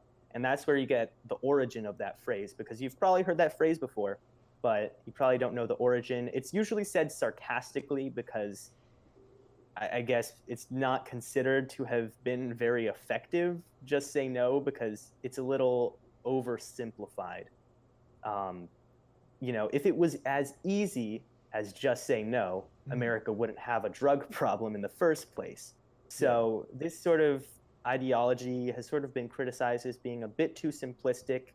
And it's basically like the whole war on drugs characterization of drug use is that it's like, they don't treat addiction like a mental illness is the problem. Addiction is a mental illness. We've got chat from Stop It. Oh, Stop It says, Reagan is dope. He is the Pope. Reagan fan? Stop It's a Reagan fan, maybe? Stop It's of course he is, man. If he's been around every major figure, then of course he'd be best friends with Ronald Reagan. Best friends with Reagan. I'm trying to... every comment that Stop It makes is a little piece of the puzzle. I feel like it narrows down who is this mysterious... We should have a recap episode where we just recap the lore of Stop It. Yeah, exactly. We'll go through all the chat. But yeah, so this was sort of, this was the war on drugs. And the policy, or at least like the mentality, is still going on in America, which is, we could have a debate about public policy. I'm not really sure which would be better, but currently countries like Portugal, for instance, have had better results. And what they do is they have like rehab centers for people that are abusing drugs, and it's not a crime. I think it's like being a drug dealer is a crime. So if you try to sell it to people, that's a crime, but just possession or use is not a crime. Whereas in America, possession often carries a mandatory minimum, which is a little strange because that result, and I would say that's kind of a bad law. A lot of drugs have possession mandatory minimums, and that's a problem because it allows law enforcement. There have been issues where it's been called into question, did law enforcement plant this evidence? Because if all that is necessary for a conviction is, did you have this thing, then the police can sort of put it in your car or in your house and then say, you had this thing. So there's definitely a public policy debate to be had there. But in countries where they've focused on rehabilitation for drug addicts, there's actually been better results in reducing the amount of drug use in the country. But of course, just because it works in other countries doesn't necessarily mean that it would work here. America has a very different culture. Every country does. But I think it's something that should be looked into more. I think that public policy definitely needs to look into that. And if it could actually improve, remedy the situation, then I would say it would be a path to be pursued. But it's also important, on the other hand, to make sure that the goal ultimately should be to reduce drug use in the country and not just make it allowable, not just make it legal, because there are problems with drug use. That was the whole motivation behind Prohibition, was men would come home and there would be a lot of domestic violence. Domestic violence was on the rise because of alcohol consumption in America. That was a big problem. So it's definitely a difficult issue.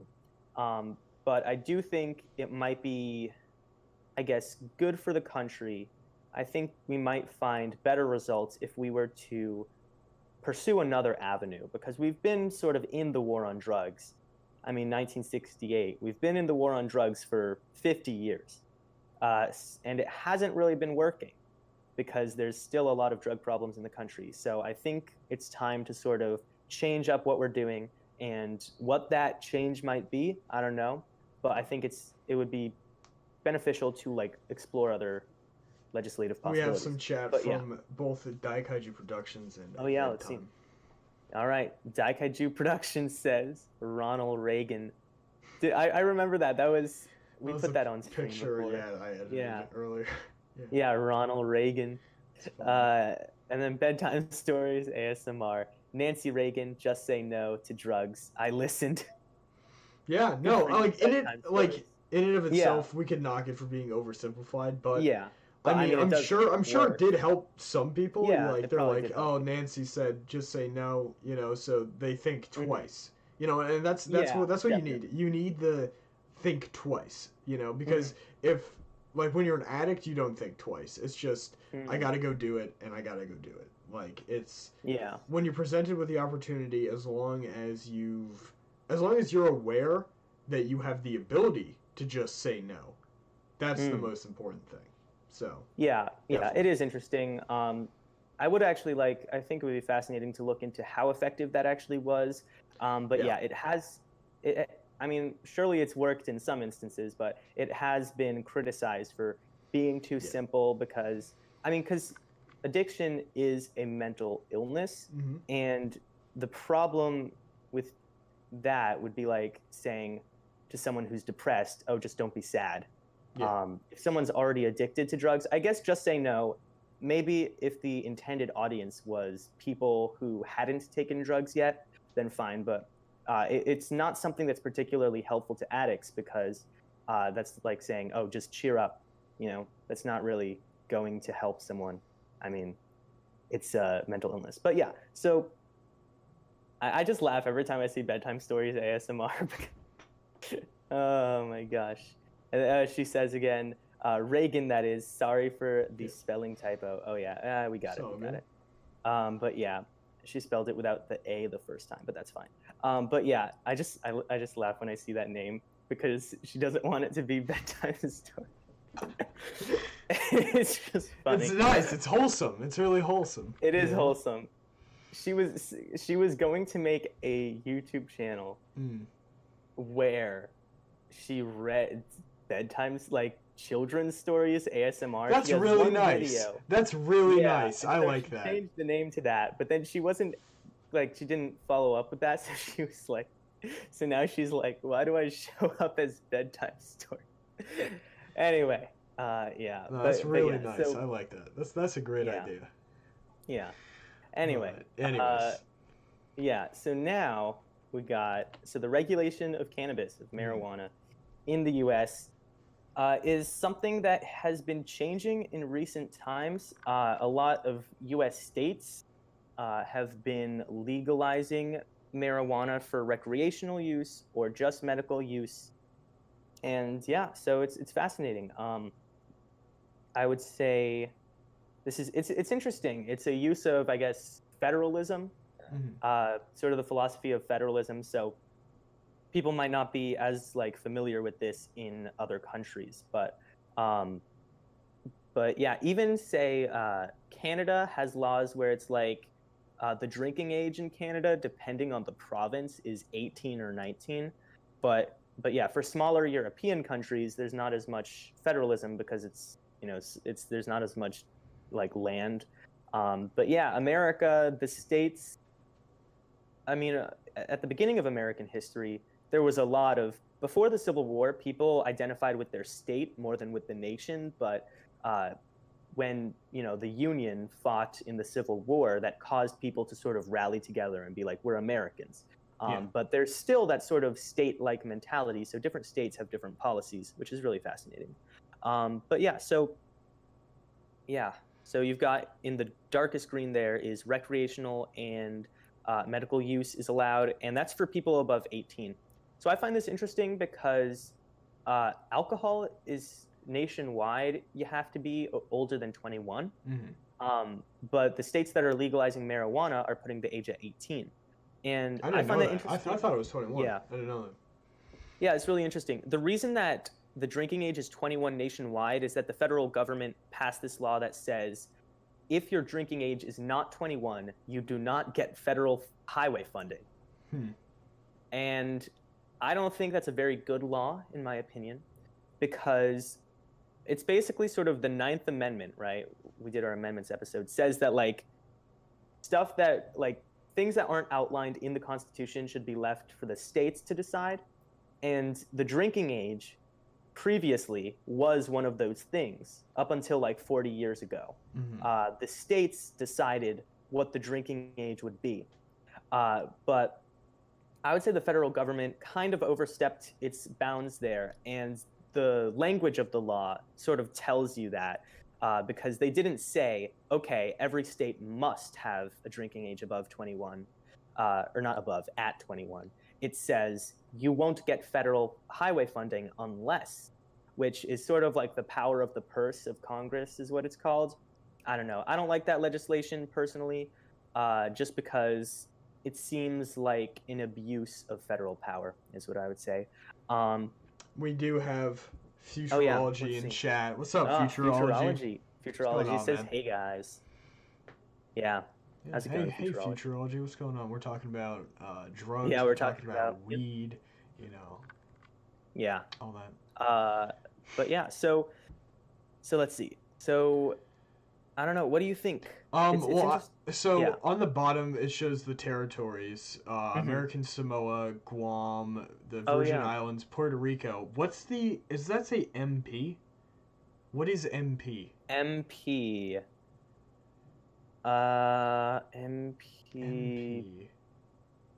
Military personnel? Maybe.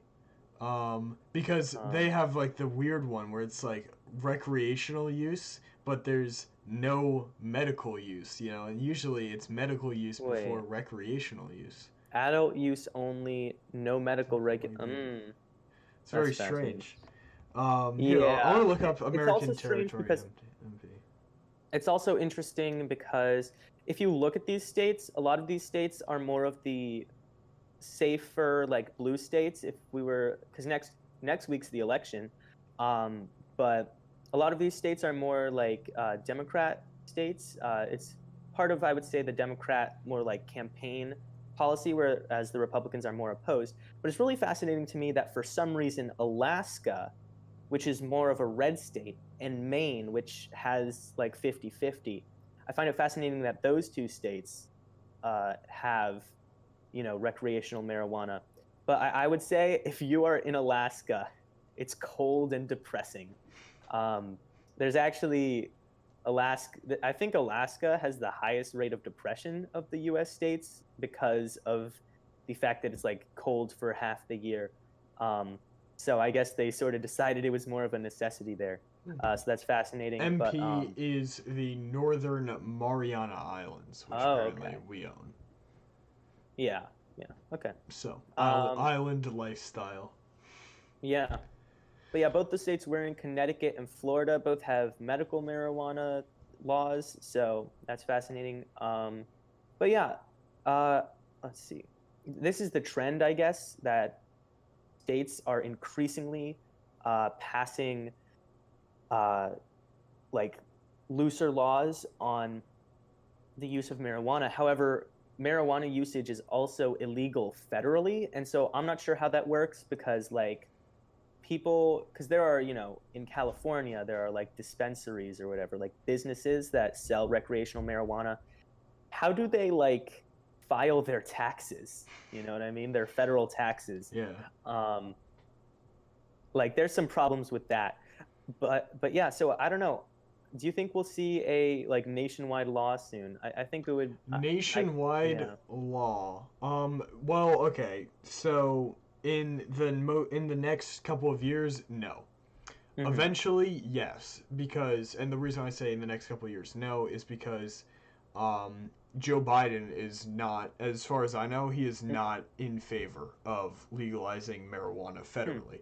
That's a sticking point with him and some of the other members of the Democratic Party. Yeah, and obviously, I guess it would also be up to the Senate and the Congress, but yeah. Well, yeah, but also with Trump, he's obviously not. He hasn't made a push in that direction. So if he wins, then he would not be pushing towards that. So I don't think it's gonna happen anytime soon. Both because of that, and we have other more pressing issues. If you really need, like, at any, like, with these, at any point in time, you're, like, close to a state that does have a lot of access to it, you can just drive. But, other than that, Yeah, I think it's gonna happen anytime soon. But Yeah, I don't know. I just don't think it's the states legalizing it. That's gonna happen a lot more frequently. yeah. I think Connecticut Yeah, will legalize it in. oh really? Here, here's my bid. Oh, he's making a prediction. Here's my prediction. All right, I gotta Yeah. use my predictive sources. Um, Connecticut's gonna legalize it in 2022. All right. Yeah, we'll see if he's right about that. But yeah, it's interesting. I do like that the states are doing it because I think that's probably how it should be done. Um, Yeah, that's fair. like, I don't think it should be the federal government doing it because I feel like the people of, California know California best, right? The people of any given state are more privy to the needs of that state. So yeah. So I think it's interesting how this is going. I wonder if there could be a. Oh yeah, I wonder if there could be like a Supreme Court decision. But yeah, let's see. Oh yes, Daikaiju Productions. Alaska is also the only state with UBI, so they're Maverick. Maine is just Lib Center. Return to Monkey. Return to Maine. Anyway, yeah, Alaska has a UBI because they have so much oil that the oil fields, when they sell their oil, it's a tax refund that all Alaskans get. But yeah, so yeah, that's the regulation of cannabis. That's been decreasing recently. Very interesting. But I find it interesting is that since a lot of places since it's like 18 that they're legalized, is the legal age instead of 21, I feel like what might this change the culture of the country, or at least the next generation a little bit? Because if marijuana is legal at 18 and then alcohol is legal at 21, you're going to have a lot more people starting with marijuana and then end up preferring it, I would say. And so that would be fascinating. I feel if we could replace cigarettes with marijuana, I think that would be a good trade-off. I agree. I think that would be a good trade-off. However, I would be more worried about if marijuana and alcohol were to have a trade-off, because I feel like those are used for more similar purposes. You'd essentially be reverting back to the 60s where any place you go inside is just horribly smoky. And again, I do not like smoke. This is a thing now. I don't like smoke. And so I don't want to have to deal with. Let me tell you something. Yeah. Let me tell you something. I've been on 2 cruises in my life, right? Both of them were at a bargain. I was how old was I? I think I was 11 for one of them, 13 for the other one, and on both of them they were on the same boat actually, and I'll never forget, it was the 8th floor. You know how stuff sticks with you, stuff that you will never need to remember ever. I remember this. I remember the 8th floor on the boat. The boat had an elevator. There were 30 floors, I think, about 30 floors. And in my mind, it was the 8th floor. Why was it the 8th floor? Let me tell you what was on the 8th floor. My parents were like, go explore on a boat. We can't really lose you, we're on a boat. So I'm like, sure, so I'm going off. I'm adventuring. I think my sister was with me. And I just start going through all the levels. I'm like, what's on 1, and it's like, oh, cool, it's empty. What's on 2, So 8. I go to 8. I eventually hit 8. The doors open, and it's just this wave of smoke smacks me in the head. It was floors 8 through 10, and that were reserved for the casinos, for the smoke room, and for there was something else there that was with it, but it was the casinos. The worst. That's the worst. Avoid those floors. It opens. I get smacked with all that stuff. Oh my god. I'll never forget the smell. It smelled like... it was terrible. Honestly, I lost years off my life just by hitting... by getting into the 8th floor for 3 seconds. I was like, there goes 15 years. It was disgusting. There was smoke. And the thing was that floors 8 through 10 were actually, connected. They had, one floor, one thing, so it went all the way up. There was this big chandelier. It was the smoke was rising. You could see it. There was like this massive plume of smoke that was just going all the way up and was circling around the chandelier. It looked real not nice. Yeah, I wish that I hope, I'm not exactly sure, but I hope that the like no smoking placards also apply to marijuana. I'm not sure if they do, but I hope they do, because you could end up with you could go back to the 60s, and I read the book 11/22/63 by Stephen King, and he talks about this, like he mentions this a few times, where the character is from 2011 and he time travels back to like the early 60s, and anywhere he goes, he's always like, it is so freaking smoky in this building, and I'm like, oh wow, that's horrible, because we've established this, we've characterized me now that I just am a person that hates smoke. And so I hope this doesn't make a comeback of just smoky rooms. Like you were talking about the hot box car or whatever. Imagine if every building was just like that. That would not be fun. I would not be happy about that. Mike was like, so, it was not nice for him. But yeah, so yeah, definitely. I don't know what it would replace, if it would replace cigarettes. Cigarettes are already on like they're already on the tail end. Like Juul killed it, as well as the what was the big no smoking movement called? Why am I blanking on it now? Well, there was a lot of movements. So like, all the movements that got it. The Truth Orange movement. That one. That was actually kind of effective. Oh my god. Do you know that story? I don't know if I told this story on here or if I've told you this story. I saw a Truth Orange ad, or a Truth ad, whatever they're called now. And when I was really young, so there was no chance that I was smoking, at this age, but I see this ad, and in this ad is, you know how they are, right? Yeah. It's this girl, and she's sitting there like in front of the mirror, looking at this mirror, and she has it in her hand, and she like trepidatiously lights it, and she's like, okay. Lights it, smokes, and she breathes. I'm gonna try and find this ad. She breathes smoke at the mirror, and as she does, like a demon grabs her from behind the mirror and pulls her in, right? And I see this, and I'm like, oh my god! It didn't make me afraid of smoking. It made me afraid of mirrors. So I would, when I was young, I must have been like 8 when I saw this. I would, I would wake up in the middle of the night and I would walk to the bathroom. It's like right there. The mirror. And I wouldn't want to look in the mirror. So I'm like ducking under it and stuff at like 3 in the morning. I'm like kind of army crawling so I wouldn't have to look at the mirror. That's great. Oh my god. But we have some chat. Oh yeah. Let's see. Daikaiju Productions. Are you hotboxing the frickin' dryer?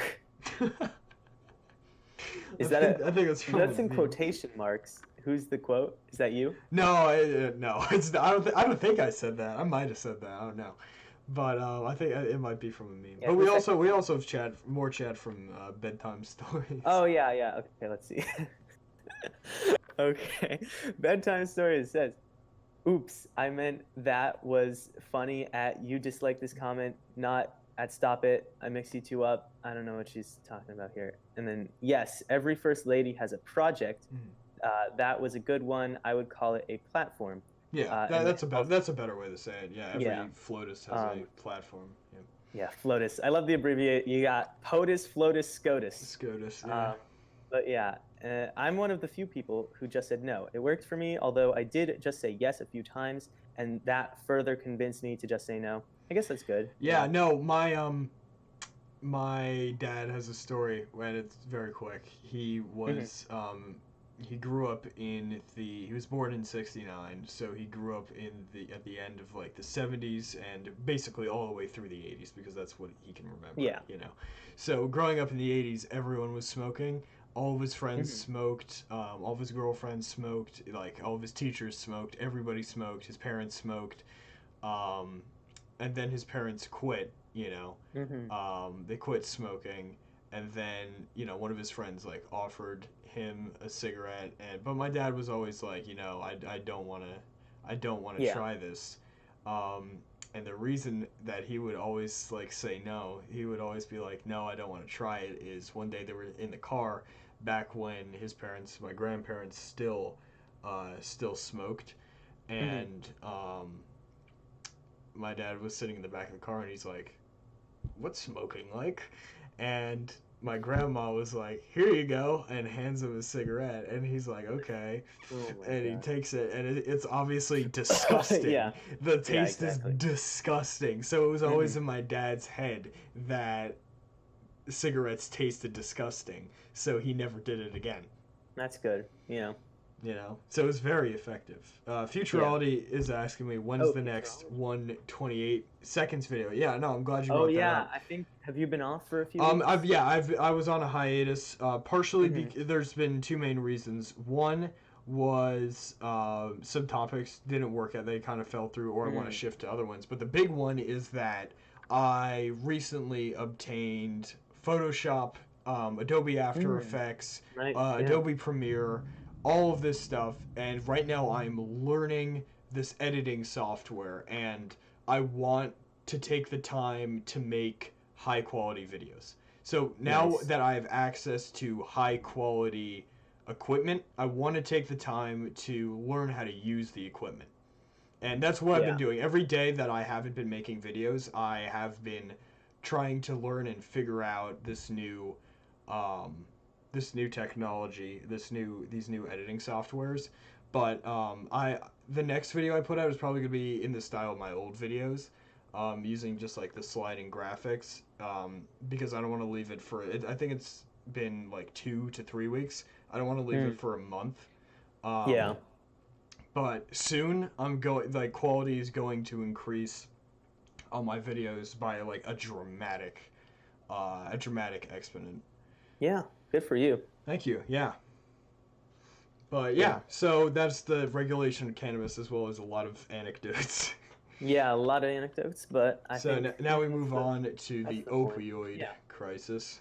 Yeah, the opioid crisis. So this is a recent event, I guess, in the past, like, couple years. I think they actually did a study or something, and at the end of, like, 2019... they found that the life expectancy for men in America had decreased by 1/10 of a year. And that's the first time it's decreased in like a very long time. And they say that is because of the opioid crisis, which that is sort of shows how, I guess, disastrous this is, how much of a problem this is, because it's got to outweigh all the medical progress that has occurred in the space between 2018 and 2019 was outweighed by the fact that so many people were dying from overdosing on opioids.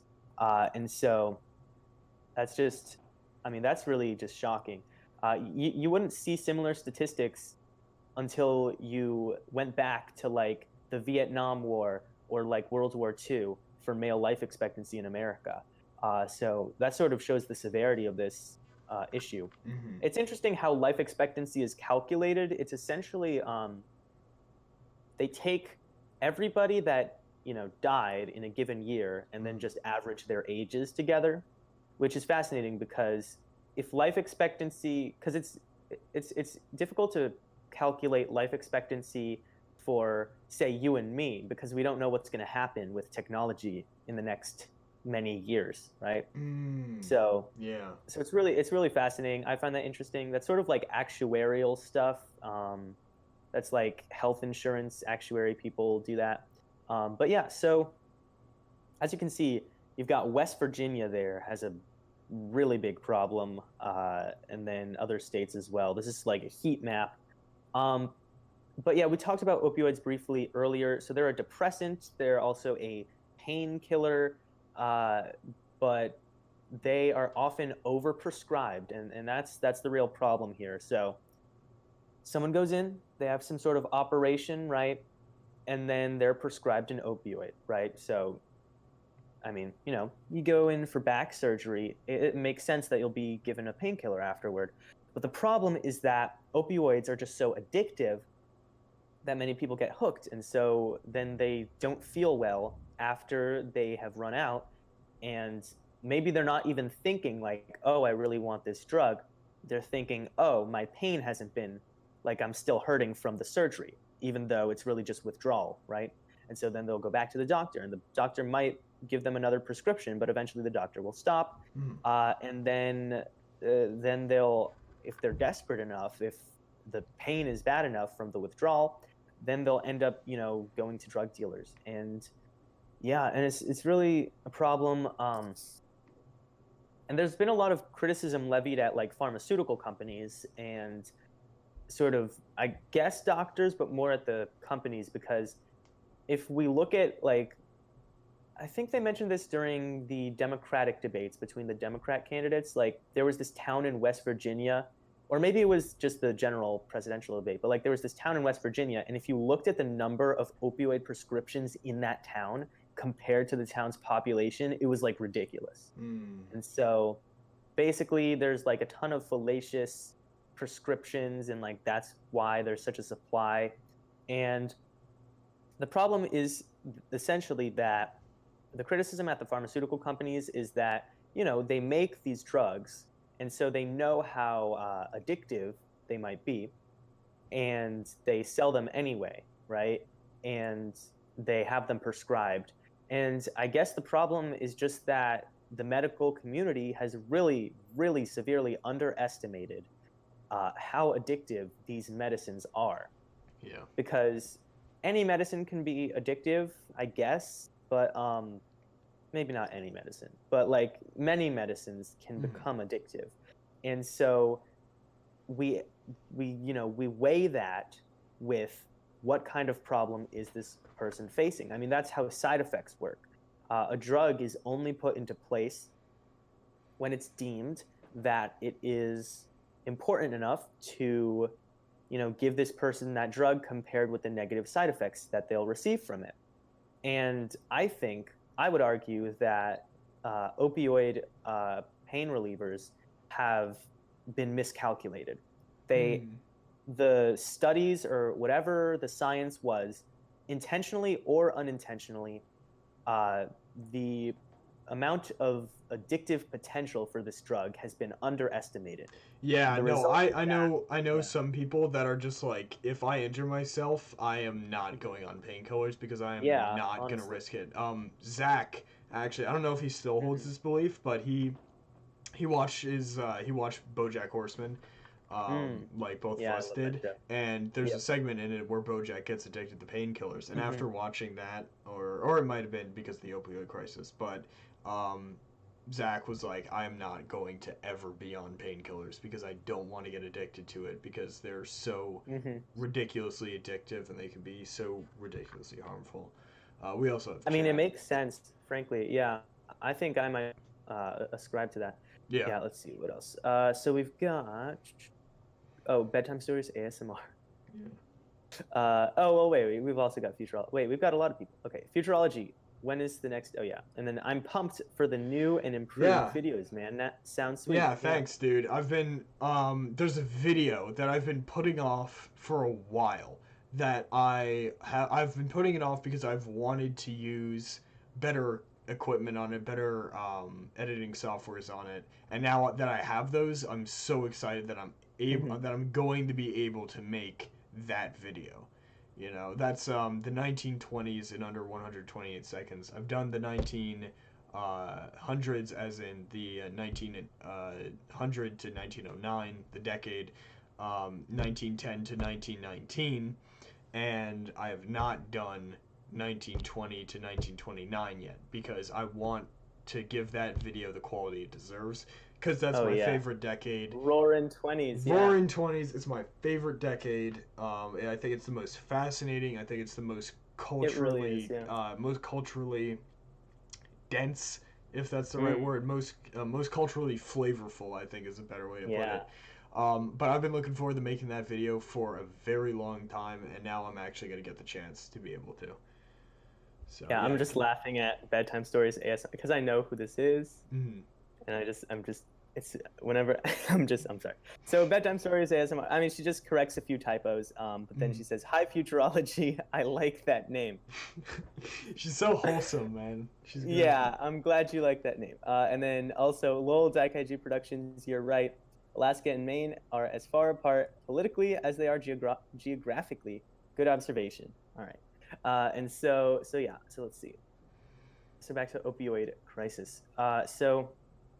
Yeah, no, the opioid crisis was I've heard it compared to the crack epidemic of 1984, and I think that's a pretty good comparison. Like Dave Chappelle in some of his comedy stunts called it, or comedy skits called it the white people's crack epidemic, you know? Yeah, I think I saw that one. Yeah, you saw it? Yeah. And I think that's actually pretty accurate because if you look at the demographics of who these opioids were affecting mainly, it was actually surprisingly a majority of white Americans when the crack epidemic was a majority of African Americans.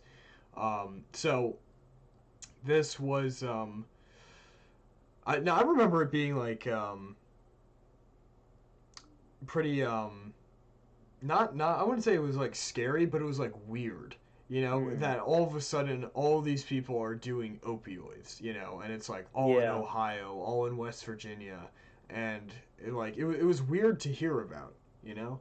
And I would say still ongoing, although I think there have been a few peaks in the past few years. I think it's like calmed down to an extent, but I think it's still very much ongoing. I think it's like an election issue even. At least it was in the primary debates, unless I'm just having a false memory here. But I could have sworn I remembered one of the candidates I think you're right. Yeah. Something about like West Virginia. But yeah, so yeah. Although they really haven't talked about it in the general, I would say they had either of them. I only watched a bit of the second one, so I might have missed that. But yeah, so this is just a problem. It needs to be remedied very soon, and I guess it's sort of, we need to change up how we do things. I would say there's a bit of culpability in sort of the medical community. I would say there's a bit of irresponsible medical practice here. I don't know exactly where that responsibility would lie, whether it's like, you know, the pharmaceutical companies or the doctors, but I think the focus should be, I mean, just because we're blaming someone doesn't mean that, you know, we're not just trying to point fingers, because if someone's doing something wrong, we have to get them to stop so that this crisis will stop. So we sort of have to figure out what's going on here. But yeah, it's a very serious problem. But it is our last slide, so we'll move on to the final thoughts. And Daikaiju Productions asks, is Alaska just radical centrist and is Maine normal centrist? Is Alaska just radical centrist and Maine just... no, I would say... let's see. No, you know what? I would say maybe, because he's right, because Alaska did have the UBI. Yeah, Alaska does have legalized weed, but then they also always vote red, and they have the most guns out of any state, or the most guns per person. That's interesting. Yeah, but it is also a little strange. I think he's onto something. I think he's onto something. I think their senator, the Alaska senator, either one of them or both of them, is like strays from the like Republican Party line a bit more. So yeah, Alaska I would say is a weird place. They can't, because they're like, even though it's a Republican, the person doesn't do everything that the Republicans want them to do like all the time. I think it's was it Murkowski, I believe. Same thing with Maine, actually. It's Murkowski and Collins, which is Alaska and Maine. Those two senators actually said that they would vote no on a Supreme Court justice, Amy Coney Barrett. But before it was Amy Coney Barrett, just in general, they said. But I don't know if they've retracted that statement yet. They might retract that because I can't imagine it would be good politically. I don't know. But again, if Maine and Alaska are these different places, they might be like, yes, we like that you did that. So I don't know. But yeah. So, this episode's not about Maine and Alaska. But we could do a state whatever episode. Wait, what was the other video idea we mentioned earlier? Because I got to write that down. That was the how you name plants. What's the name for that? Oh, the taxonomy. It's also how you name animals. I just want to get that written down. Okay, but yeah. So that was the drug stream. Got some anecdotes from Sebastian, like harrowing stories. Really just honestly, like I try and tell them as like, and most of those were not my stories. Those were stories I've heard from other people. I try and make them funny, and I try and do all that stuff. But at the end of it, it's like it's not good. It's never good. Like I've listened to a lot of comedians, that have gone through stuff, and some of them were cocaine addicts, some of them did heroin and stuff, and they're like they all say the same thing. They're all like, just never do it, never start to do it, because that's how you get like sucked in, and it's like it's one of the hardest things to quit because it becomes a part of your life. It's like eating lunch at 1:00, it's like it's ingrained in you. It's like you feel the need to stand up, go and eat lunch, drink water every day. Just like you have the sensation of thirst, you have the sensation of I need to do drugs, and if they're addictive. But the argument can be made that like all drugs are kind of addictive because you can rely on them. But I try and stick to the chemicals. There are obviously drugs that are not addictive. There are obviously drugs that are highly addictive. And, there are fun places like Amsterdam where you can go and you can get psilocybin, you can get weed, you can get whatever you want. Doesn't mean you should do it, because when something's recreational, you have to use it for recreation and not abuse. And that's what I've always found interesting, is that even when marijuana was illegal everywhere and all of that, they still referred to it as drug abuse. And when you say drug abuse, that implies the existence of accurate drug use. And I think that's the mindset you have to have with lower tier drugs like marijuana, or if you're in a place that allows you to microdose stuff such as psilocybin, because psilocybin is also non-addictive, stuff like that. You need to be the captain of your own ship, the master of your soul, whatever the Invictus poem is. You have to know what's best for you. Just like we talked about the lightweight, she did not know her own parameters, so she did too much and she suffered. The 4th of July story, she did too much, wasn't in an accurate mindset to do that, and she fell through. So you got to know yourself, and you got to know what you can handle. And Stop It has been accurate. Yeah, Stop It. Stop It says 50% of mail-in ballots are from Alaska 50% of mail-in ballots from Alaska this year are from independents. That's interesting. Actually, I think 42% of the country is independent, more than a third. It's like 29% are registered Democrats, 28% are registered Republicans, but like, I'm not sure that adds up. 43%, whatever adds up, are registered independents. So there's actually more independents than there are either party, yet the independents never get a person. They get like one senator. It's kind of sad. I feel bad for the independents. But yeah, so then Murkowski and Sullivan are the Alaska senators. Sullivan is up for re-election this year, running against an independent. That's interesting. Alaska should be a model state for the rest of the U.S. That's an issue. Is Stop It from Alaska? Yeah, that's what I was thinking. But why does he know so much about Alaska? I think he might be currently residing in Alaska. Yeah, maybe he might be. Yeah, he might be residing. Who knows? Anchorage. Yeah, maybe so that he can look up at the stars and like say hi to his friends, Exactly. If he is the celestial being. I don't know if he was born on Earth. It might make a little more sense because he's so involved in with Earth that he was born on Earth. But I could see him falling from like the stars and stuff to Earth. If Earth is the only place with life, then Earth would be the only interesting place. But yeah. I bet there's other life out there. That's very true. I think we should do like a minor recap episode. A minor recap, like over on 128 seconds. Like in 128 seconds, what we know about Stop It. You know.